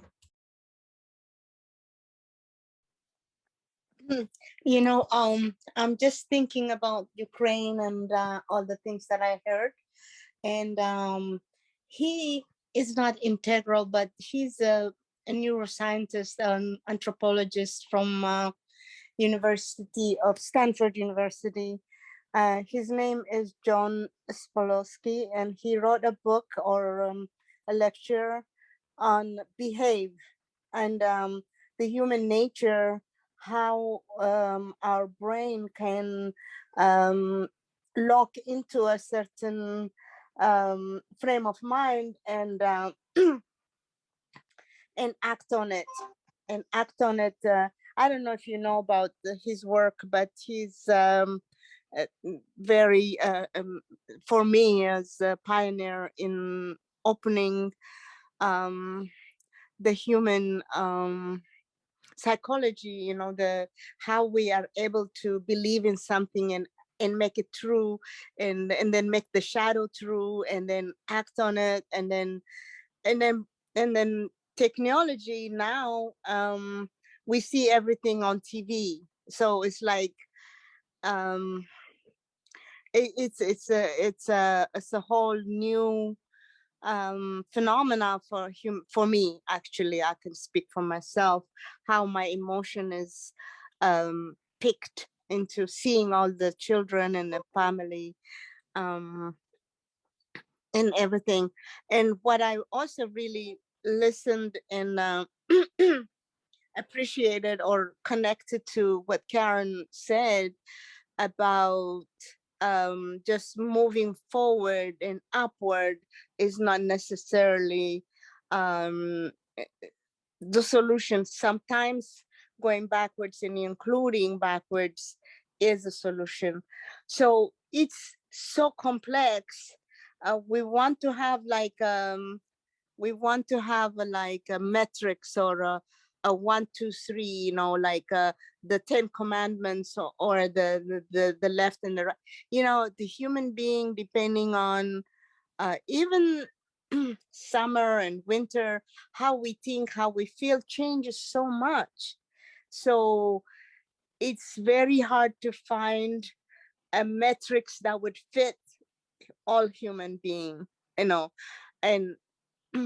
and so we work as we go through, and then we are I'm sorry.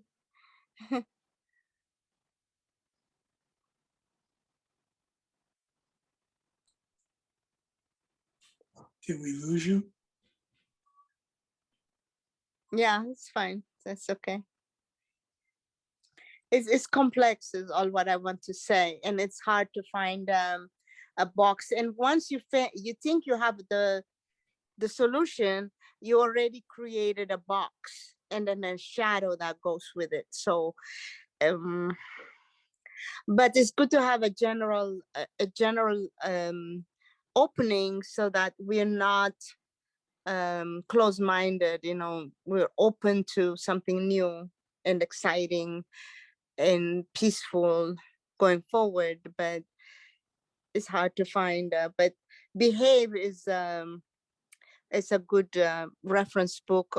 He's also on YouTube lecturing in Stanford University about human behavior and how we're able to be pushed to kill, like that the other person said, from Ukraine.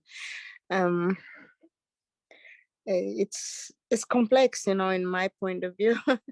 So anyway, thank you for listening. Thanks, Joy. I love that. Every box has a shadow. Didn't Hamlet say that in his soliloquy? It's better to stay in the box with a shadow than travel to a land nobody's ever returned from. Something like that. Something like that. Anyone else? I saw Lisa had her hand raised, so. Yeah, I just want to build briefly. Thank you, Joy. That was beautiful. And to build briefly on Susanna's point.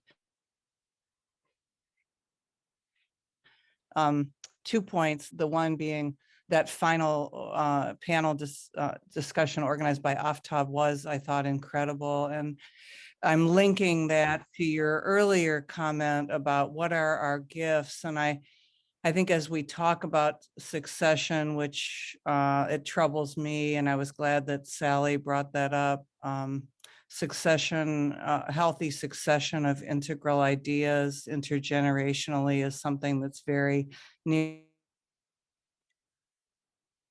and dear to my heart.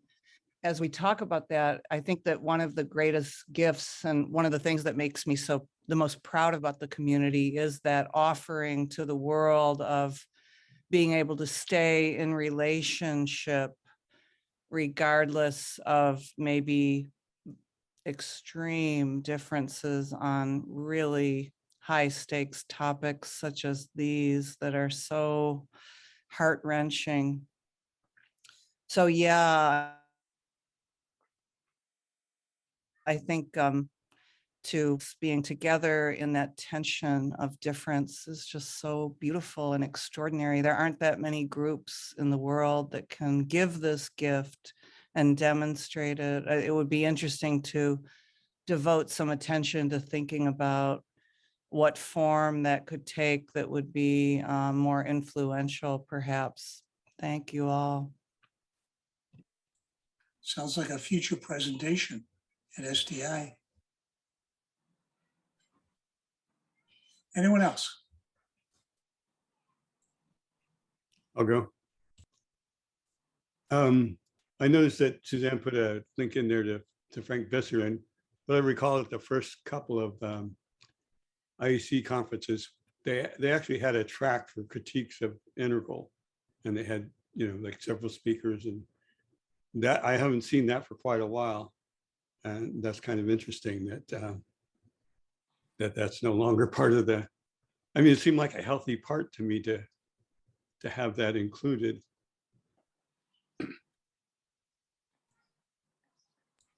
You're referring to introductory integral that used to be included? No, it was actually critiques of integral, like with Oh. Frank Visser and several other people. Oh, yeah. Yeah, it was like the 2014 one, they had that track, and I think they had it in 2016 as well. But then it dropped. So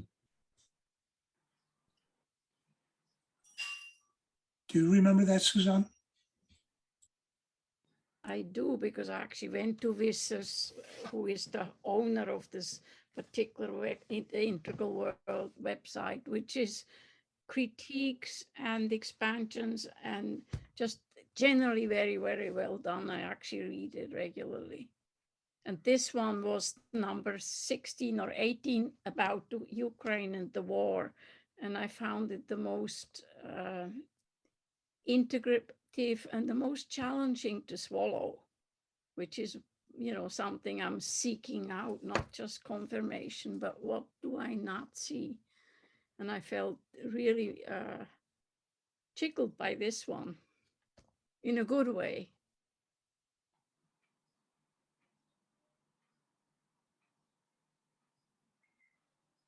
How just again, we have a very weird perspective on war in general. It comes up wherever I look now. Isn't that interesting? When you give a child a hammer, everything becomes a nail. Yes. I like my box and shadow. It's familiar. Well, I'll jump in and say thank you, Suzanne, for that reference. I just downloaded it. I've been involved in a very small philosophical integral group. Some of you may know Charles Marxer, who's up in Canada. And he has this small group that meets every 2 weeks. And for a while, for about a year and a half, we were actively trying to find critiques of Ken Wilber and the Ockwell system and the whole Ken Wilber integral thing. We really looked for critiques and criticisms, and we read a couple of things by Frank Visser then. And my fear, let's challenge this. Because this is important. I mean, the Ockwell model, the integral model, it's a map, it's a cognitive map. The map is not the territory, but for creating the beautiful future that we hope to create, through these convulsions, these apocalyptic times we're living through, there will be a new heaven and a new earth. There always has been through past apocalyptic changes, through which the next new era emerges. But we want the best goddamn cognitive maps we can get for this territory that we're traversing. And so I actively seek out critiques of the Ockwell model and the other integral models to see, I mean, does this hold water? Is there a place where this is shaky or will break down or will not serve us well? So I've downloaded that article. I'm going to read it and thank you for it. Well, I'm a little construct confused on the best goddamn maps. I'm gonna have to get my arms around that one. Yeah, I think we do ourselves a service by including paradoxes. You're kind of transcending the rational mind when we go to the truly intuitive, more spiritual realms of the subtle and the causal. We need to be able to deal with paradox, or we're just not going to make it out of the mental rational. Well said. Anyone else? So yeah. Go ahead, Larry. Oh, sorry, Tom. Go ahead. Yeah, I can't believe I haven't talked at all the whole time. I got so many things going on in my head from these presentations. It's like, oh my God, trying to integrate it all, or not try to integrate it all, but just look at it as integrally, just a bunch of pieces trying to find life expression. And to Suzanne's point, to some extent, our answer maybe isn't necessarily finding the best maps. That there's a way of looking at things that aren't necessarily very rational. They're not necessarily very,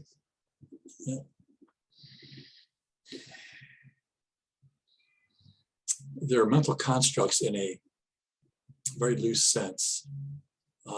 They're more felt, they're more being, they're more an expression maybe of business, not so left brain. And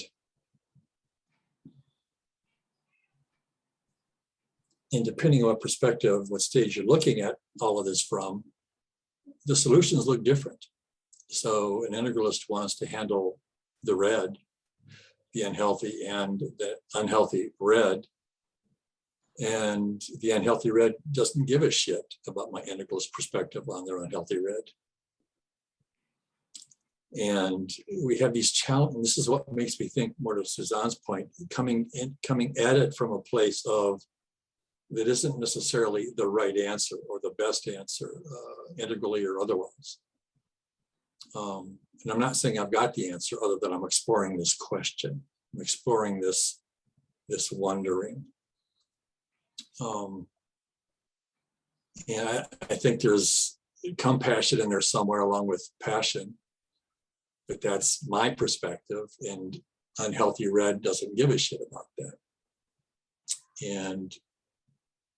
And I looked at so much of the power on this planet is driven by red. It's a civilized red to a large extent, but it is. And so I'm just trying to be with the conundrum of the complexity and hope there's something that comes through me that I can get out of the way of, that maybe will help us survive as a species. Not to sound grandiose about that, but it's just what came through me right now. You know, how can I contribute, and maybe contributing and just staying out of the way? I don't know.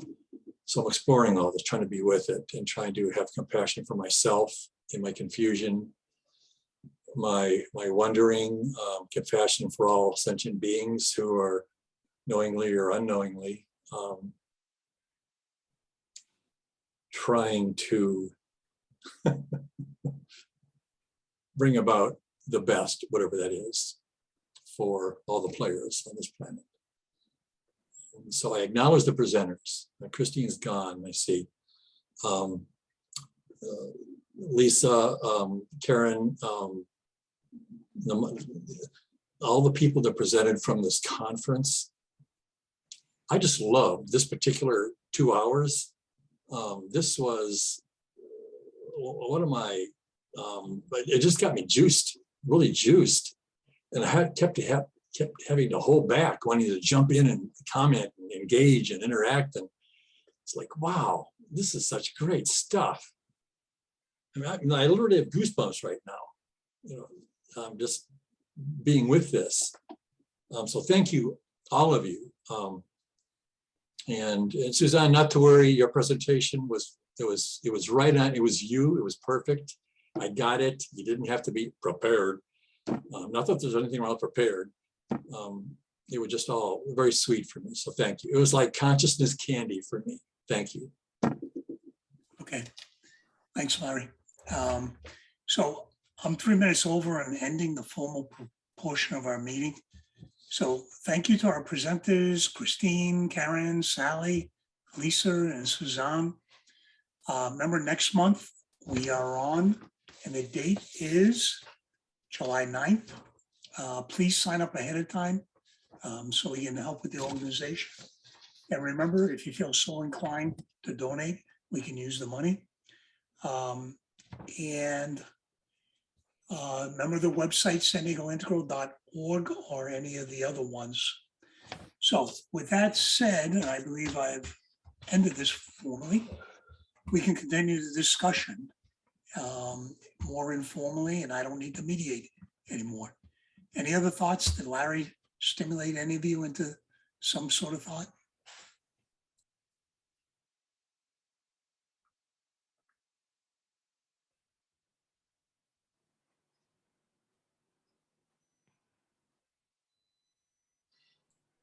Well, I like that one, consciousness candy. Yeah. So are we in the after party now? Yeah. Yeah, and I just want to say, I stayed on for the after party after the IEC. I think I knew Suzanne was there and maybe a couple of other. That was one of the best parts to me too, just hanging out afterwards, letting your hair down. Yeah, I was there. I had my hair on. Right. Love to see that. It was subtle hair. in one of his subtle bodies. It was a nod to Wilbur. I didn't have the Andy Warhol wig, but Oh, is that what that is? Andy Warhol. Okay. that's my take on Okay. Ken. Yeah, it's like yeah. it's like a mix between Andy Warhol and the Doonesbury character.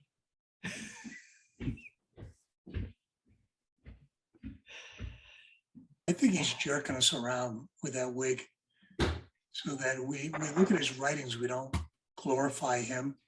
I swear he's playing us. Yeah. I think it helps him have energy. Since he's been donning this look, he seems to have more energy, a little more vibrancy. I think it's working for him. That's my sense of it as I feel into it with him. It's working for him to express better or whatever. So I can kind of like accept it based on that. Molly, you're real familiar with him. What do you think on that one? You're talking about the wig, right? Yeah. I really love it when people you know, do something that I'm perceiving as what they're doing because it'll genuinely they want to feel better because they're struggling, I think. And to take such a risk, and I think it is such a risk for someone like Ken Wilber to suddenly do something that kind of can look like so crazy, like that, oh my God, you know, this dude who's been bald all the time that we've known him suddenly wears a wig. And from all the years that I've known him, I really think it's because he's just been looking so bad in the last few years, especially in the last 3-4 years or so. I mean, I remember watching him one time in his loft while he was standing, and his whole body was shaking. His legs are like so skinny. He's such a stick figure. He's lost so much weight, and he sometimes I've been inside elevators with him where one time he put his hands out to the either side of the elevator and he had to lower himself down and he had to sit on the floor of the elevator to go up one flight of stairs at the Hotel Boldorado. And this was many years ago, but his illness has really ravaged him, you know. And I think in the last few years, he's just looking so terrible. And I have a feeling, and he's a man who loves looking good. Like, I mean, you know, I mean, back in the day at the conferences, he used to love to dress up and used to love looking good. And I think he knows that he just doesn't look like that anymore. And I really feel that he's donning this to make himself feel better, to do whatever he can to look at himself and feel like he can, in his eyes, look better. And for me, it's like, go for it. Go for it. Do what you need to do if it helps you feel alive or whatever it is. And to take that risk, I just love it. Yeah. He looks 30 years older than he is. He looks like he's in his 90s, and that I know he was very. All I heard was that he was in an ICU for 4 days or something. And do you have any idea, Nomali, what happened? There's something that happened very abruptly. In 2006, he was in the ICU for weeks. We really thought he was gonna die. I mean, I saw him plugged on into all these machines with like tubes everywhere. That was when he had 11 seizures in a span of 8 hours. Wow. He was found collapsed on the floor, choking on his own blood. Wow. And that was in 2008. 2006. 2006, but something happened more recently when he suddenly started looking in his 90s instead of in his 60s. You have any idea what He's that just, was? I think it's just his illness is just probably Mm. just getting worse, you Right. know. And Right. Yeah, Right, he from is, that toxic exposure. he is 74, but I agree with you, Karen. He does look like he's in his 90s. Well, a couple of years ago, I think he broke his foot or something. He had a terrible, fracture of something terrible injury to his foot. So he went through some struggles with that. Yes, spiritual enlightenment does not exempt us from the human condition.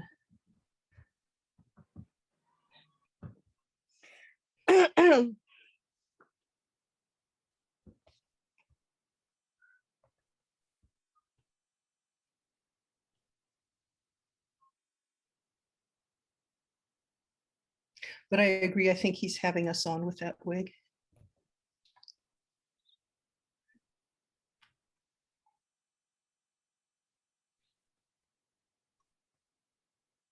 So it was interesting to me today how all these presentations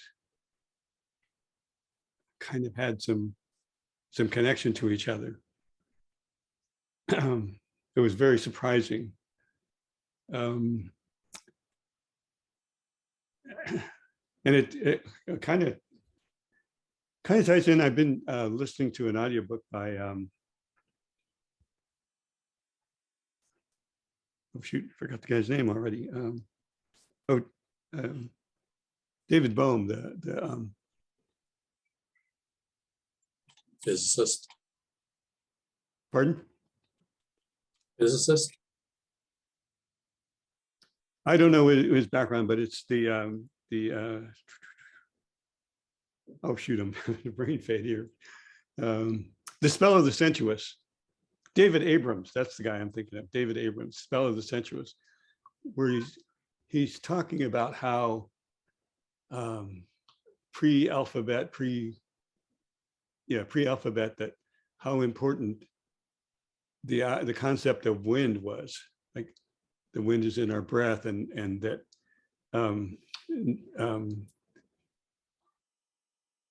primitive cultures, I use the word primitive loosely, but have like lots of concepts for wind, and like there's the wind of your voice and the wind of a storm,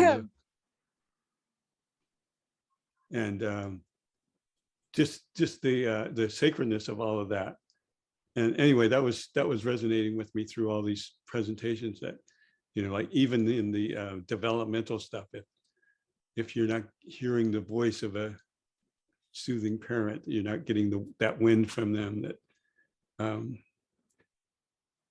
oh, and there was something else that came. Oh, somebody posted something. A friend of mine talked about realizing that not only do the plants feed us, but we feed the plants, and they're going to go for a body composting when they die. And so anyway, that whole circular thing of, like plants breathe us and we breathe plants. And anyway, it was I could feel that throughout all these presentations for some reason. I think in Hebrew, ruach, the breath is also the word for spirit, as in spiritual. And I think that's in Greek culture also. But yes, the profundity of the breath in the early. I'm struggling for a vocabulary to talk about the earlier arising stages, because all the words we have for it are words like primitive or early or lower, and higher. I mean, we need to invent a whole new vocabulary to talk about these things, because to express a completely new way of thinking and understanding them. Yeah, I see Lisa nodding. Go ahead. Yeah, he talks about the Hebrew language, that it didn't have vowels, and that your breath was the vowel, and that the Hellenic change of adding vowels like took that away. It took away the breath part of the language. So Yeah. an intuitive part, I guess, of language. It's worth just considering language. I'm thinking of those, as was his name, Lewis Thomas, Lives of a Snail, back in the 90s and 80s. He would, to kind of counterbalance how we are revaluing and re-embracing and integrating the indigenous peoples who used words very sparingly, but the development of language, this thing we as Homo sapiens do, and what we have done with, I mean, just the existence of language is worth pondering. What an amazing thing language is, that we can, that it exists, that we can cognize it, but then not, and then we've overvalued it, and now we're trying to bring the balance back, but without getting unbalanced the other way. Anyway, that's just kind of a side note on language, but the spoken language is on the breath, and that's the spirit. And the breath is a funny thing to me. The breath, there's some Zen meditation, some of the other really profound meditation practices focus on the breath, because that's kind of the that's the mediator between the left quadrants and the right quadrants, the interior and the exterior. And that's why I think it's such a profound way to get into very deep meditative states, is just to be conscious of the breath as it comes in, as it comes out. Are we breathing it? Is it breathing us? The wave comes in up the beach, the wave goes out the beach, and it's a way to kind of maybe just, well, it's the integration between the interior and the exterior. Anyway, yes, breath is as a very profound metaphor for everything spiritual, because it is. Yeah, and there was that. Yeah, there were a lot of interesting interconnections among the presentations here. I loved how they wove together. Phyllis, you were also there. Did you have anything you'd like to contribute? I just had my hand on the unmute, Eloy. So, so good timing. Thank you for asking. First of all, I love the integral community. I'm relatively new to it. It's been the past 2 years really that I found this incredible way of thinking and seeing things that resonates with the way that I've been looking and seeing things, and trying to sort of find out things on my own. And now I have this community to share it with. And yeah. I remember I had this teacher who used to say, remember, none of us is as smart as all of us. And and I think that becomes like so much more apparent as the world becomes more and more specialized, and that none of us can hold as much as we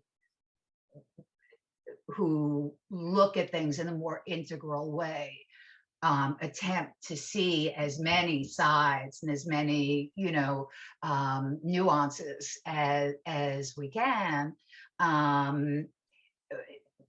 Few of us, other than these wonderful teachers that we have, like Ken Wilbur, Don Beck, who just passed, or Suzanne Cook-Porter, can really like hold it all, and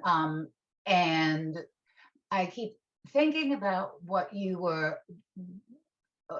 the talk about not having young people as part of the community, and I look around, and I'm always interested in kind of who we as this bunch are, and what our lives are like, and nobody, or at least no one to my knowledge, really talks about how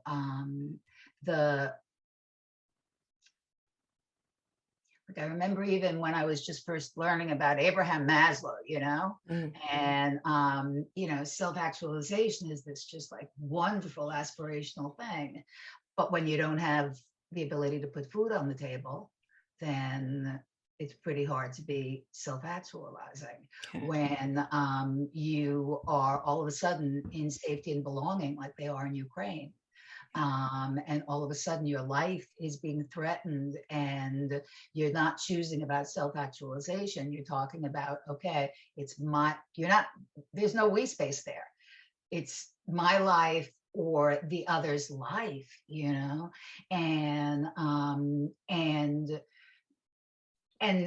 it's easy to look at it in Ukraine, maybe a little bit, more difficult to look at it in inner cities and look at where young people are coming from, where they're growing up, the world that they are meeting, is so different from the world that we're meeting. And so at the IEC and in a lot of the conversations, I just keep wondering, where is the bridge to see what's possible to aspire to when the people who are living their lives are just not in an environment or in a world.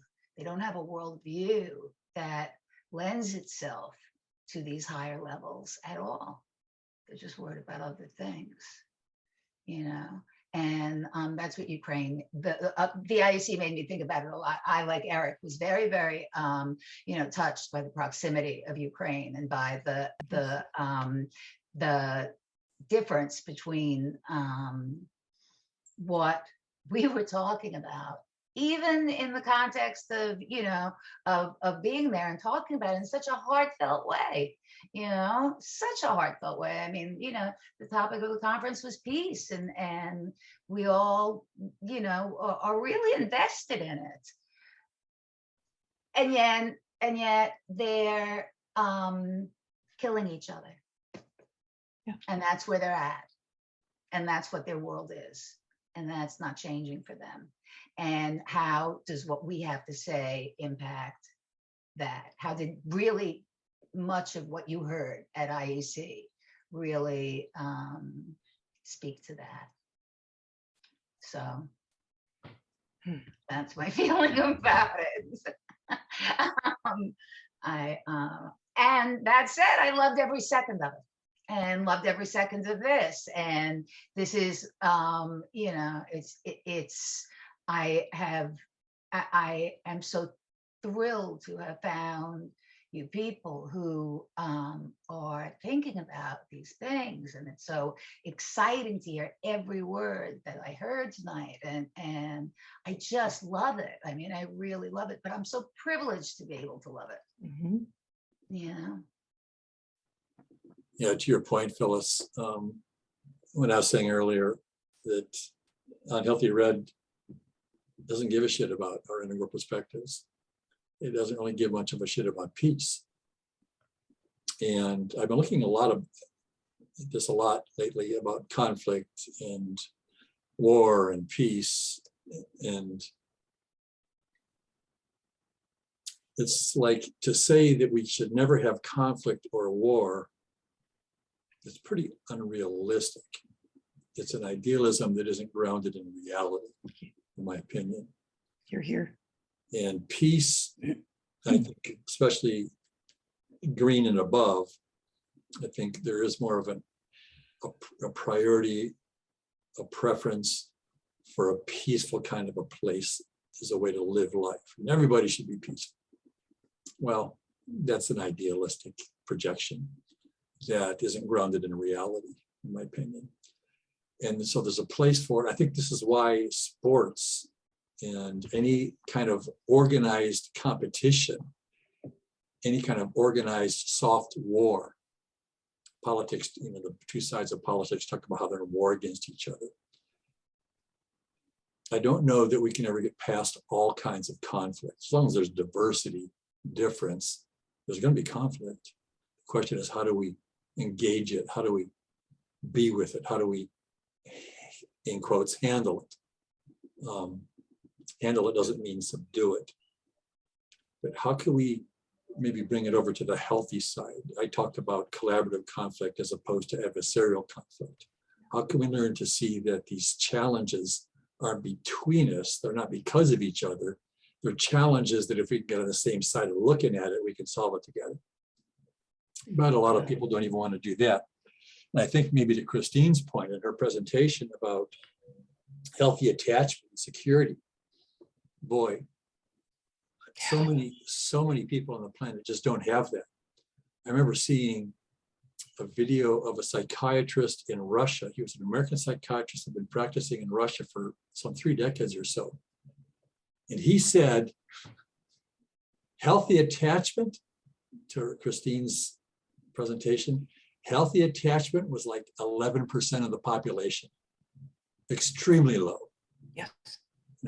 So not only are they maybe not interested, generally speaking, in peace, they don't even know what the hell that is. That's right. Other than temporary moments of non-conflict, non-war, non-craziness.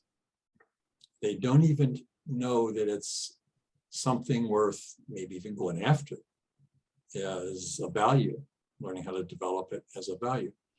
So, and all sentient beings have a right to live.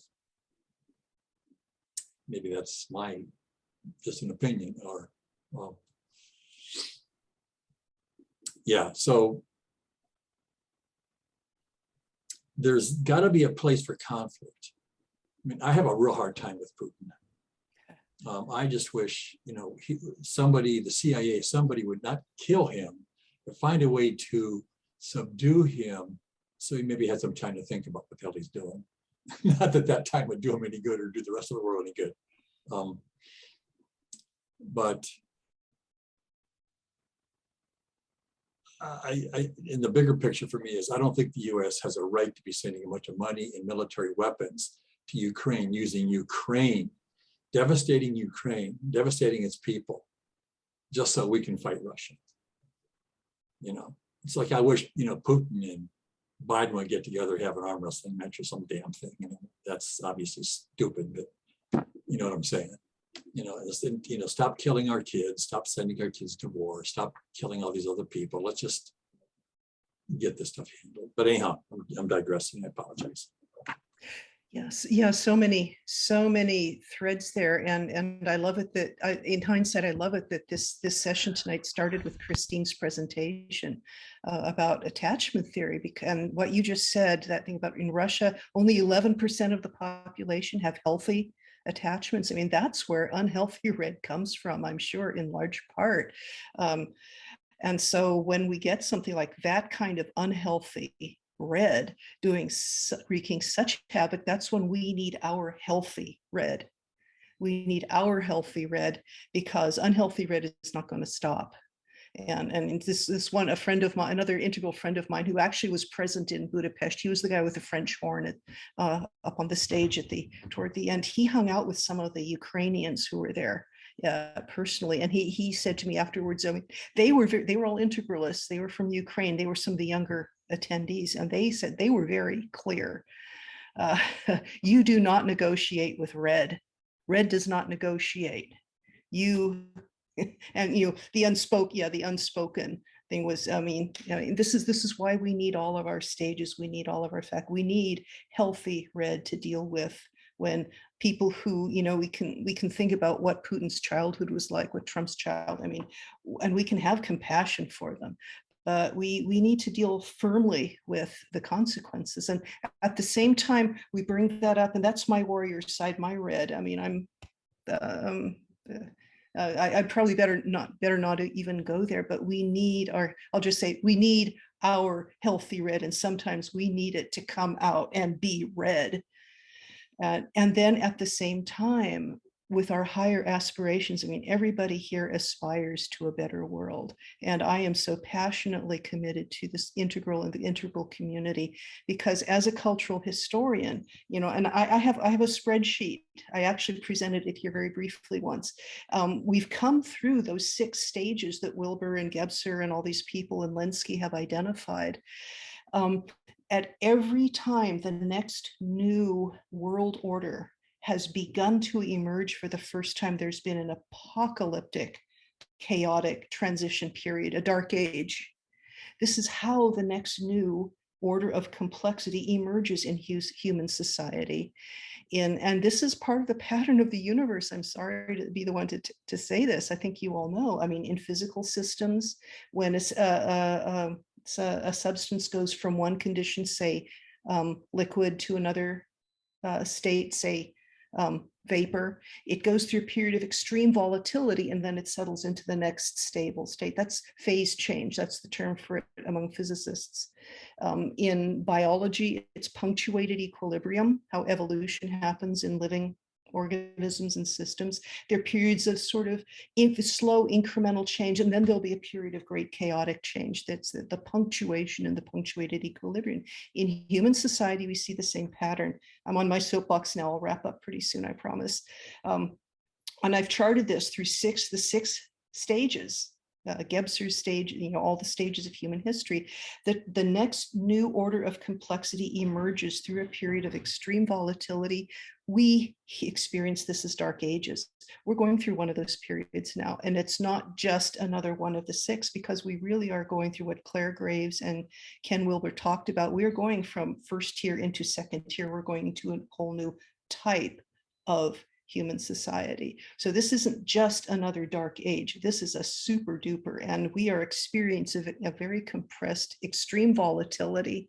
And those of us who are in the integral community have this visceral, if not all there. I mean, we're not all cultural historians, but we all have this understanding that there is a next order that is emerging. We call it integral, and we are passionately committed to helping midwife this, in maybe with the understanding we have achieved through these past six stages. Maybe do we have enough wisdom that we can do it in a kinder, gentler way, rather than going through that much suffering all over again? I mean, so and that's where our hearts come in, side by side with the Red Warrior that goes out there and says, hey, here's where we draw the line, and we hold it out of compassion. We are going to be strong. And at the same time, our hearts and our compassion and our vision are informing it. So that's my passionate verbal for the day.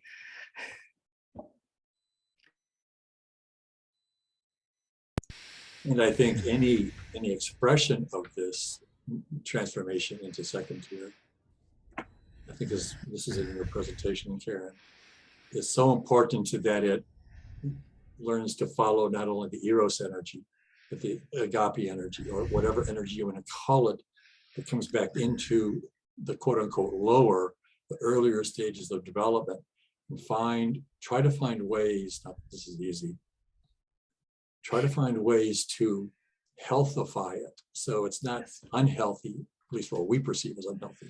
I think unhealthy red perceives itself as healthy red, not that it thinks in those terms. I imagine the eros and the agape as an energy circuit that is always circulating. It is going down and up at the same time, all the time, like the breath goes in and out. I mean, we need to be going down out into the agape, out into the manifestation as we go up into the transcendent. It's a constant. In fact, I have a breathing exercise, maybe at some other presentation, maybe I'll present that. I'm in negotiation with Kathleen about doing something in September. So maybe I'll work that in. Oh, can I jump in? I've been listening to so many powerful points, and about including younger people.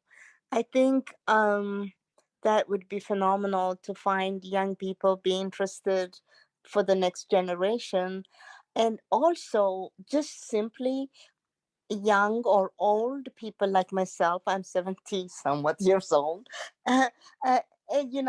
Just to add new people to the pot, because when I'm listening, it's a lot of the speakers have been with this program for 15 years and 20 years, and they are skilled professionals, but somehow if the lay people like myself would be kind of like find a way to include them.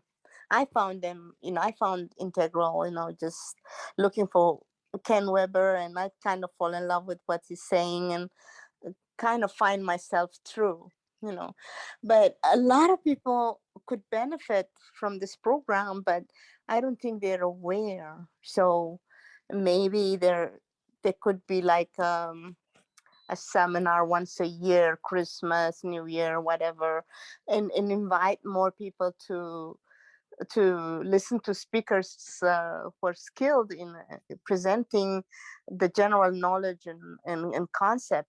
So getting even any new people would benefit the planet, you know, to further this. And another thing that I was listening and got to me was about the story about Ken Weber and how he's he lost, from what I read, I mean, or listened to, he lost somebody he loved very much earlier, a few years back. And that could be he didn't overcome from his grief. Another thing that I was thinking is like, I think that 3 years he closed himself up and, and got into creating this stuff. He may have isolated himself to a point where he can have, um, you know, get his health, in a whack. So it's like he sacrificed his health and time to birth this movement.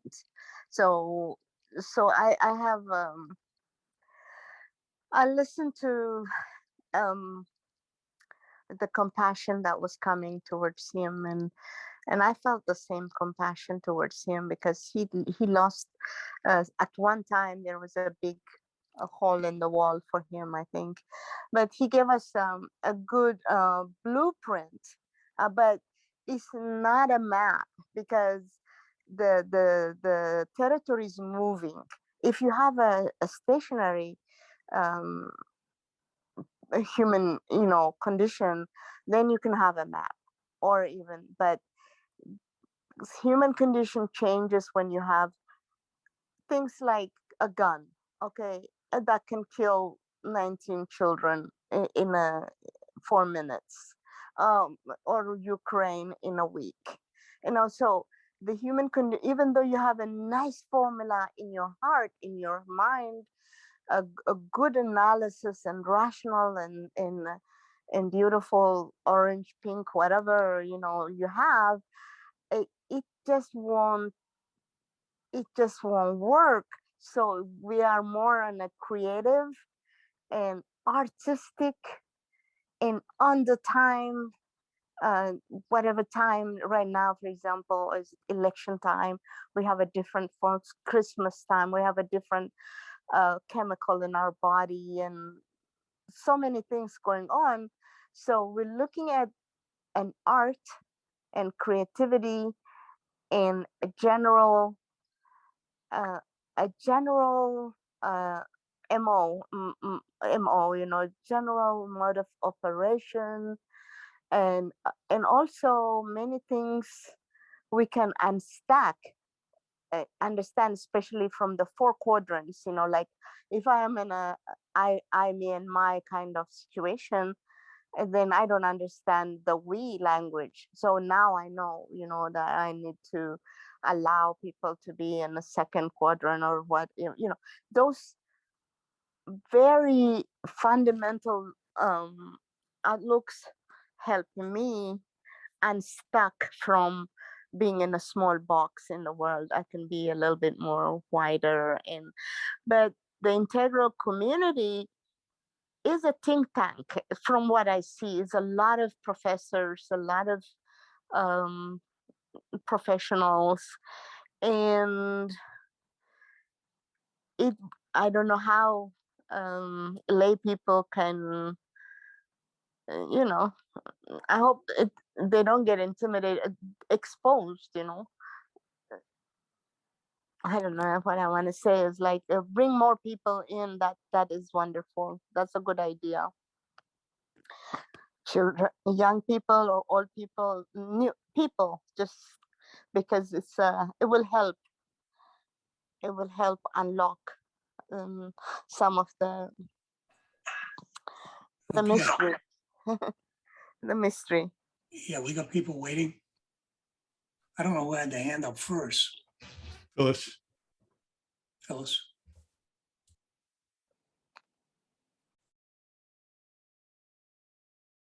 You're muted still, Phyllis.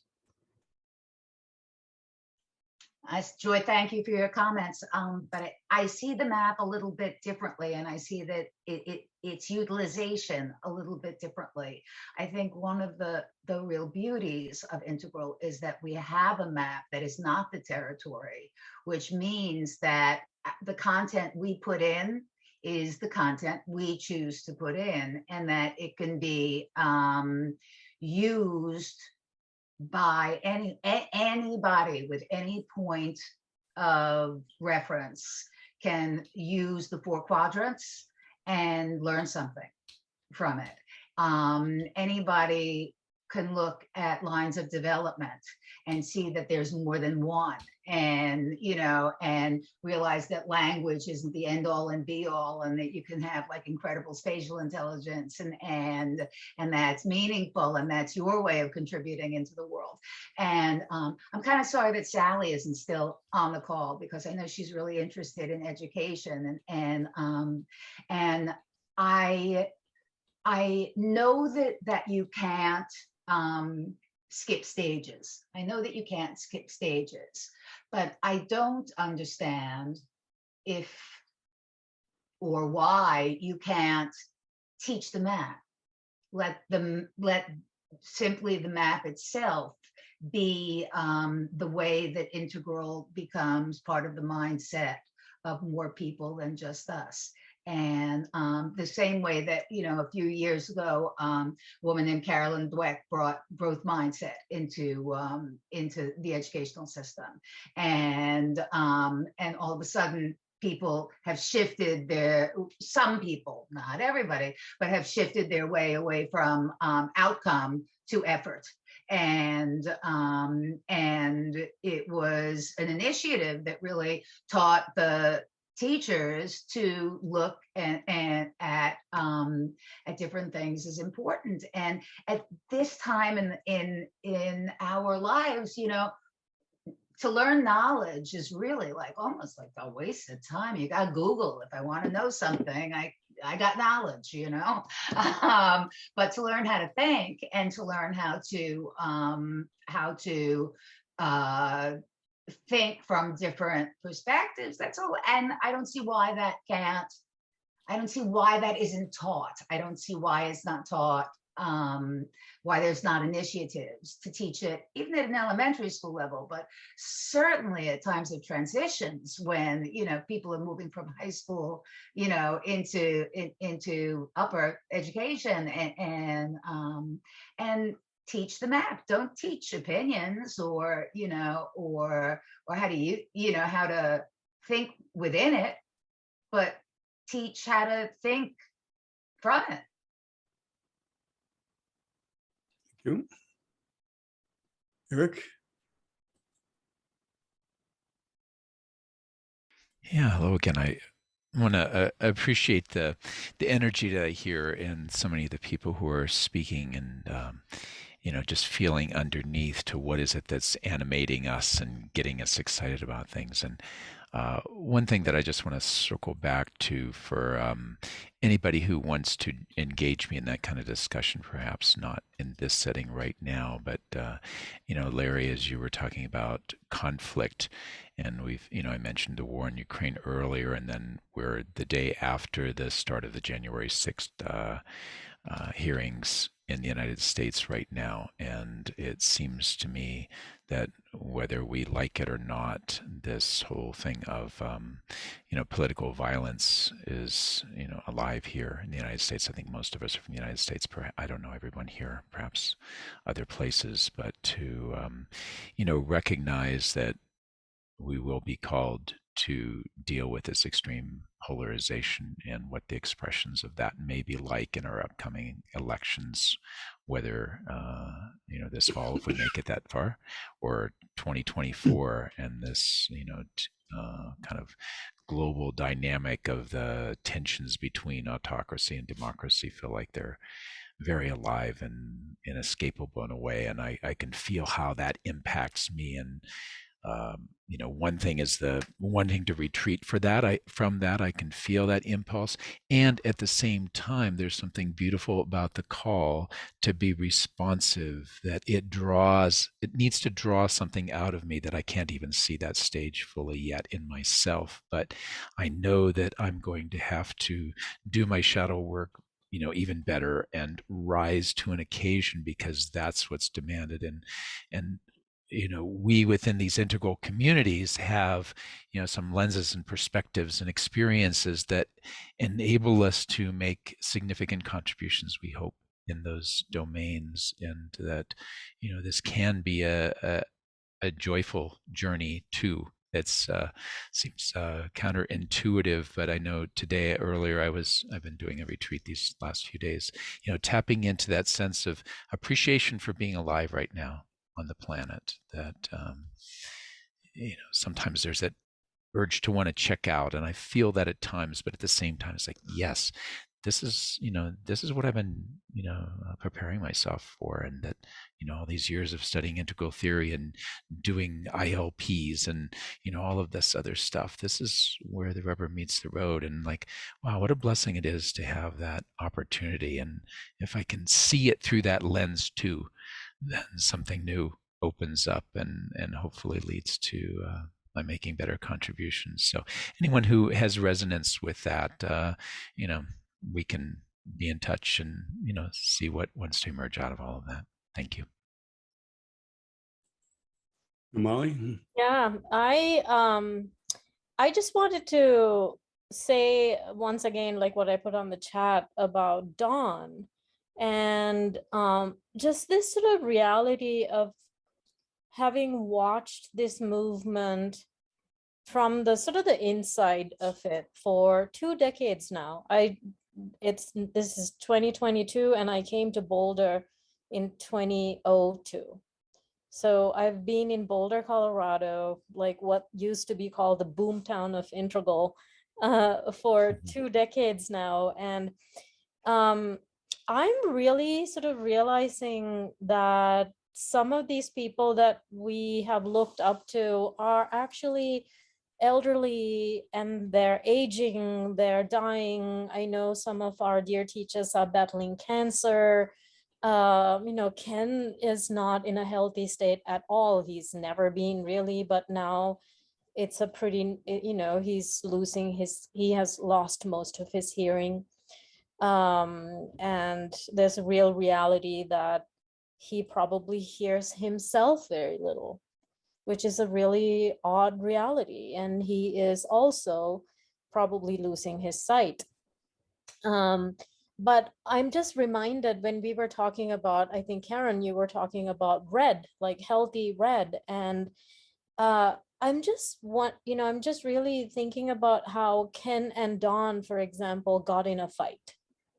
And, you know, a lot of our teachers have been fighting. And this was one of the things also when I was asking for the IEC presentation, is there unity within Integral itself, is there's been just a lot of egos in this world in general, you know, not just Ken, not just Dawn, but I had this little sort of remembrance of celebration of life event for Dawn, and someone in that call who I know from Boulder said, you know, he was closer to Dawn and the spiral dynamics community, and he talked about how completely heartbroken Dawn was when Ken changed up the colors. And it just seems like a simple thing, but for us to really remember that we have these egos and we hurt. And, you know, for these big people like Don Beck and Ken Wilber, they have given birth to these babies that they're trying to protect. And each one is so afraid that someone will take a little limb of my baby and attach it to some other doll, and whatever is, you know, going on in their minds. I just have a sort of a deep respect and a heartbreak and a frustration that, you know, this is how the movement has been around now for 20, 25, 30 years. And to some degree, we haven't really made a big dent in the big world platform. And that's just the sort of the humble truth of the whole thing. And some of these big people are aging and they're dying. And so it just really leaves me thinking about the future and the future of Integral, which I think San Diego Integral will, Sedona Integral is talking about in the upcoming future conference. You know, something about Integral, how do you apply it to sustainability, or how do you apply it to Web3? There's all of that. And then there's also, for me, just this sort of this simple question of how does this movement of flawed, beautiful, crazy people continue on, and just kind of watching my own sort of triggers and how I want to protect and how I get triggered. And it's all just very interesting kind of inquiry for me somehow. But Don's death has really brought that up for me in a sense. Don was, I think he was a brilliant, huge figure for the Integral community.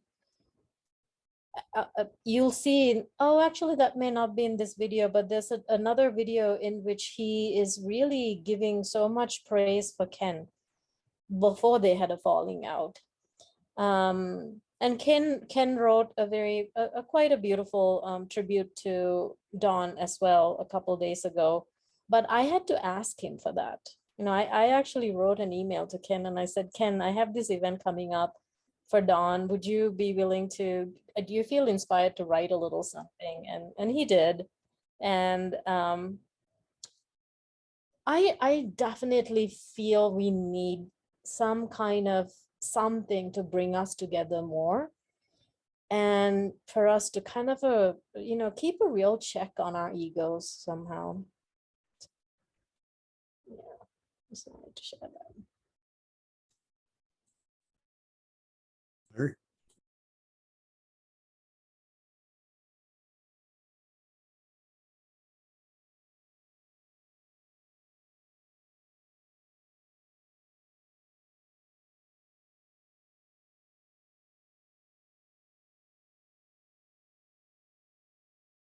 And with that, I'm also going to drop off, everyone. See you at the next gathering. Ciao. Bye, Namali. Bye. Do you want to go, Larry? Because if not, I'll, Oh, yeah, thanks. I will.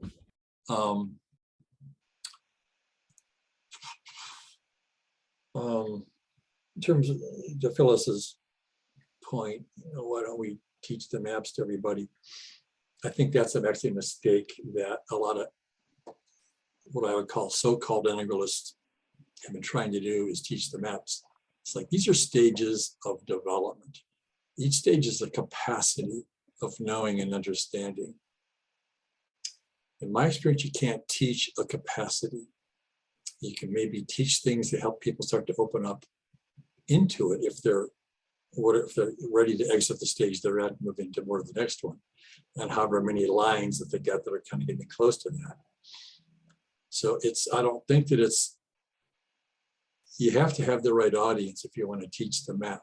They have to be green, in my opinion, my experience. I'll give you a real life example. I have a young friend, met him when he was 23. This was maybe 2-3 years ago. We got pretty close, and he learned about my work. He saw my website and he'd ask me questions about it. And he wanted to get some coaching from me around this work. And he was at a place where he's really kind of flourishing orange in a healthy way. A little bit of college. And what was really clear to me is, don't be teaching him integral. He needed to be figuring out how to make money. So that's what I focused on with him, is how to make money. How to play out his orange in that way. He's finding his voice in the world, who he is, what's important. He likes the field of training and development. He got a job actually as a training person in a company for about a year. And he was so full of himself with, we can do training better than we're doing in this company. So he quit. He gave up a 6-figure job. He just quit. I said, Tyler, I said, are you sure that was your best decision? And I tried to help him look at different ways of looking at that, like maybe keep that job, keep that money while you're exploring how to do your training thing in other contexts, other scenarios, whatever. No, he was just sure he could make it work. No, he's floundering. He's floundering bad. So point being, I had a chance to take money from him and teach him integral stuff, teach him the map, teach him whatever. Was not what was going to really serve him, in my opinion, my professional opinion, wasn't going to serve him. So I think it's been a mistake for so many so-called integralists be trying to teach, go into corporations and teach integral when they're really thriving at orange. They're a little bit aware of green because green's been around a long time and green values have trickled down into orange. I see a lot of that happening. Doesn't mean they're green. And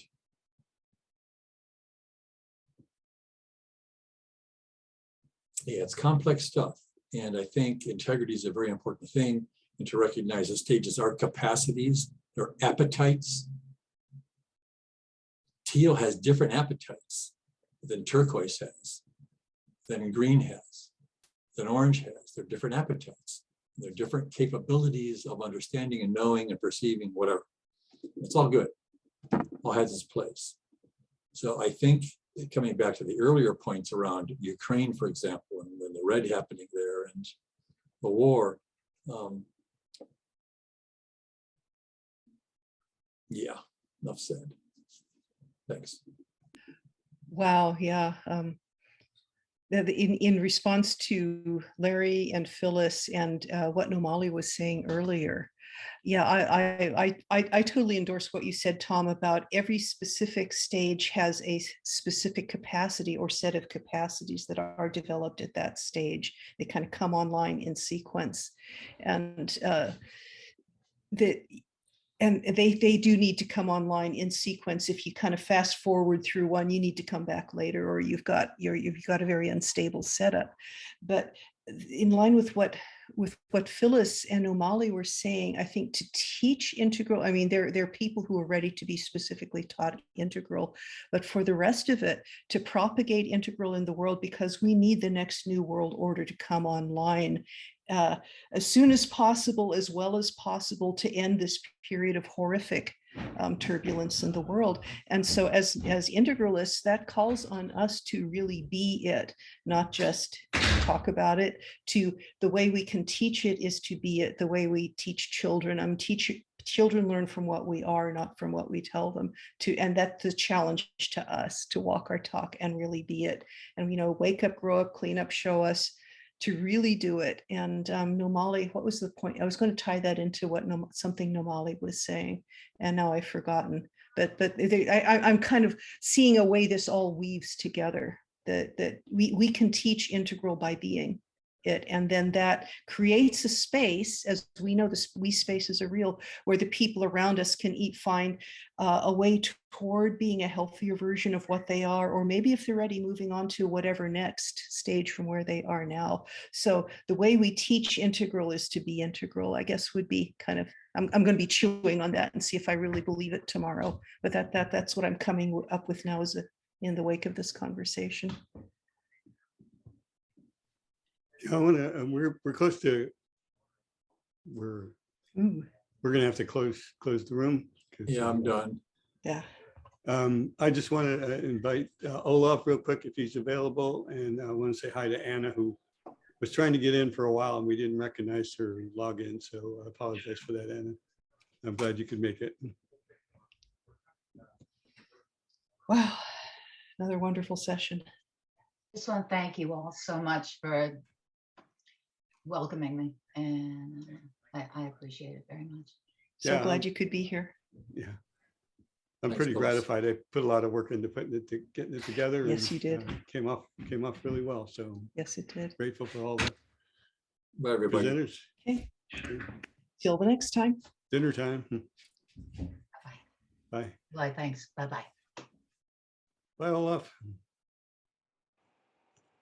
For further information, including upcoming events, resources, links to our Facebook and Meetup pages, and our fabulous donate button, please visit our website at sandiegointegral.org. Donations are greatly appreciated and help us to continue to provide information and connection within the Integral community.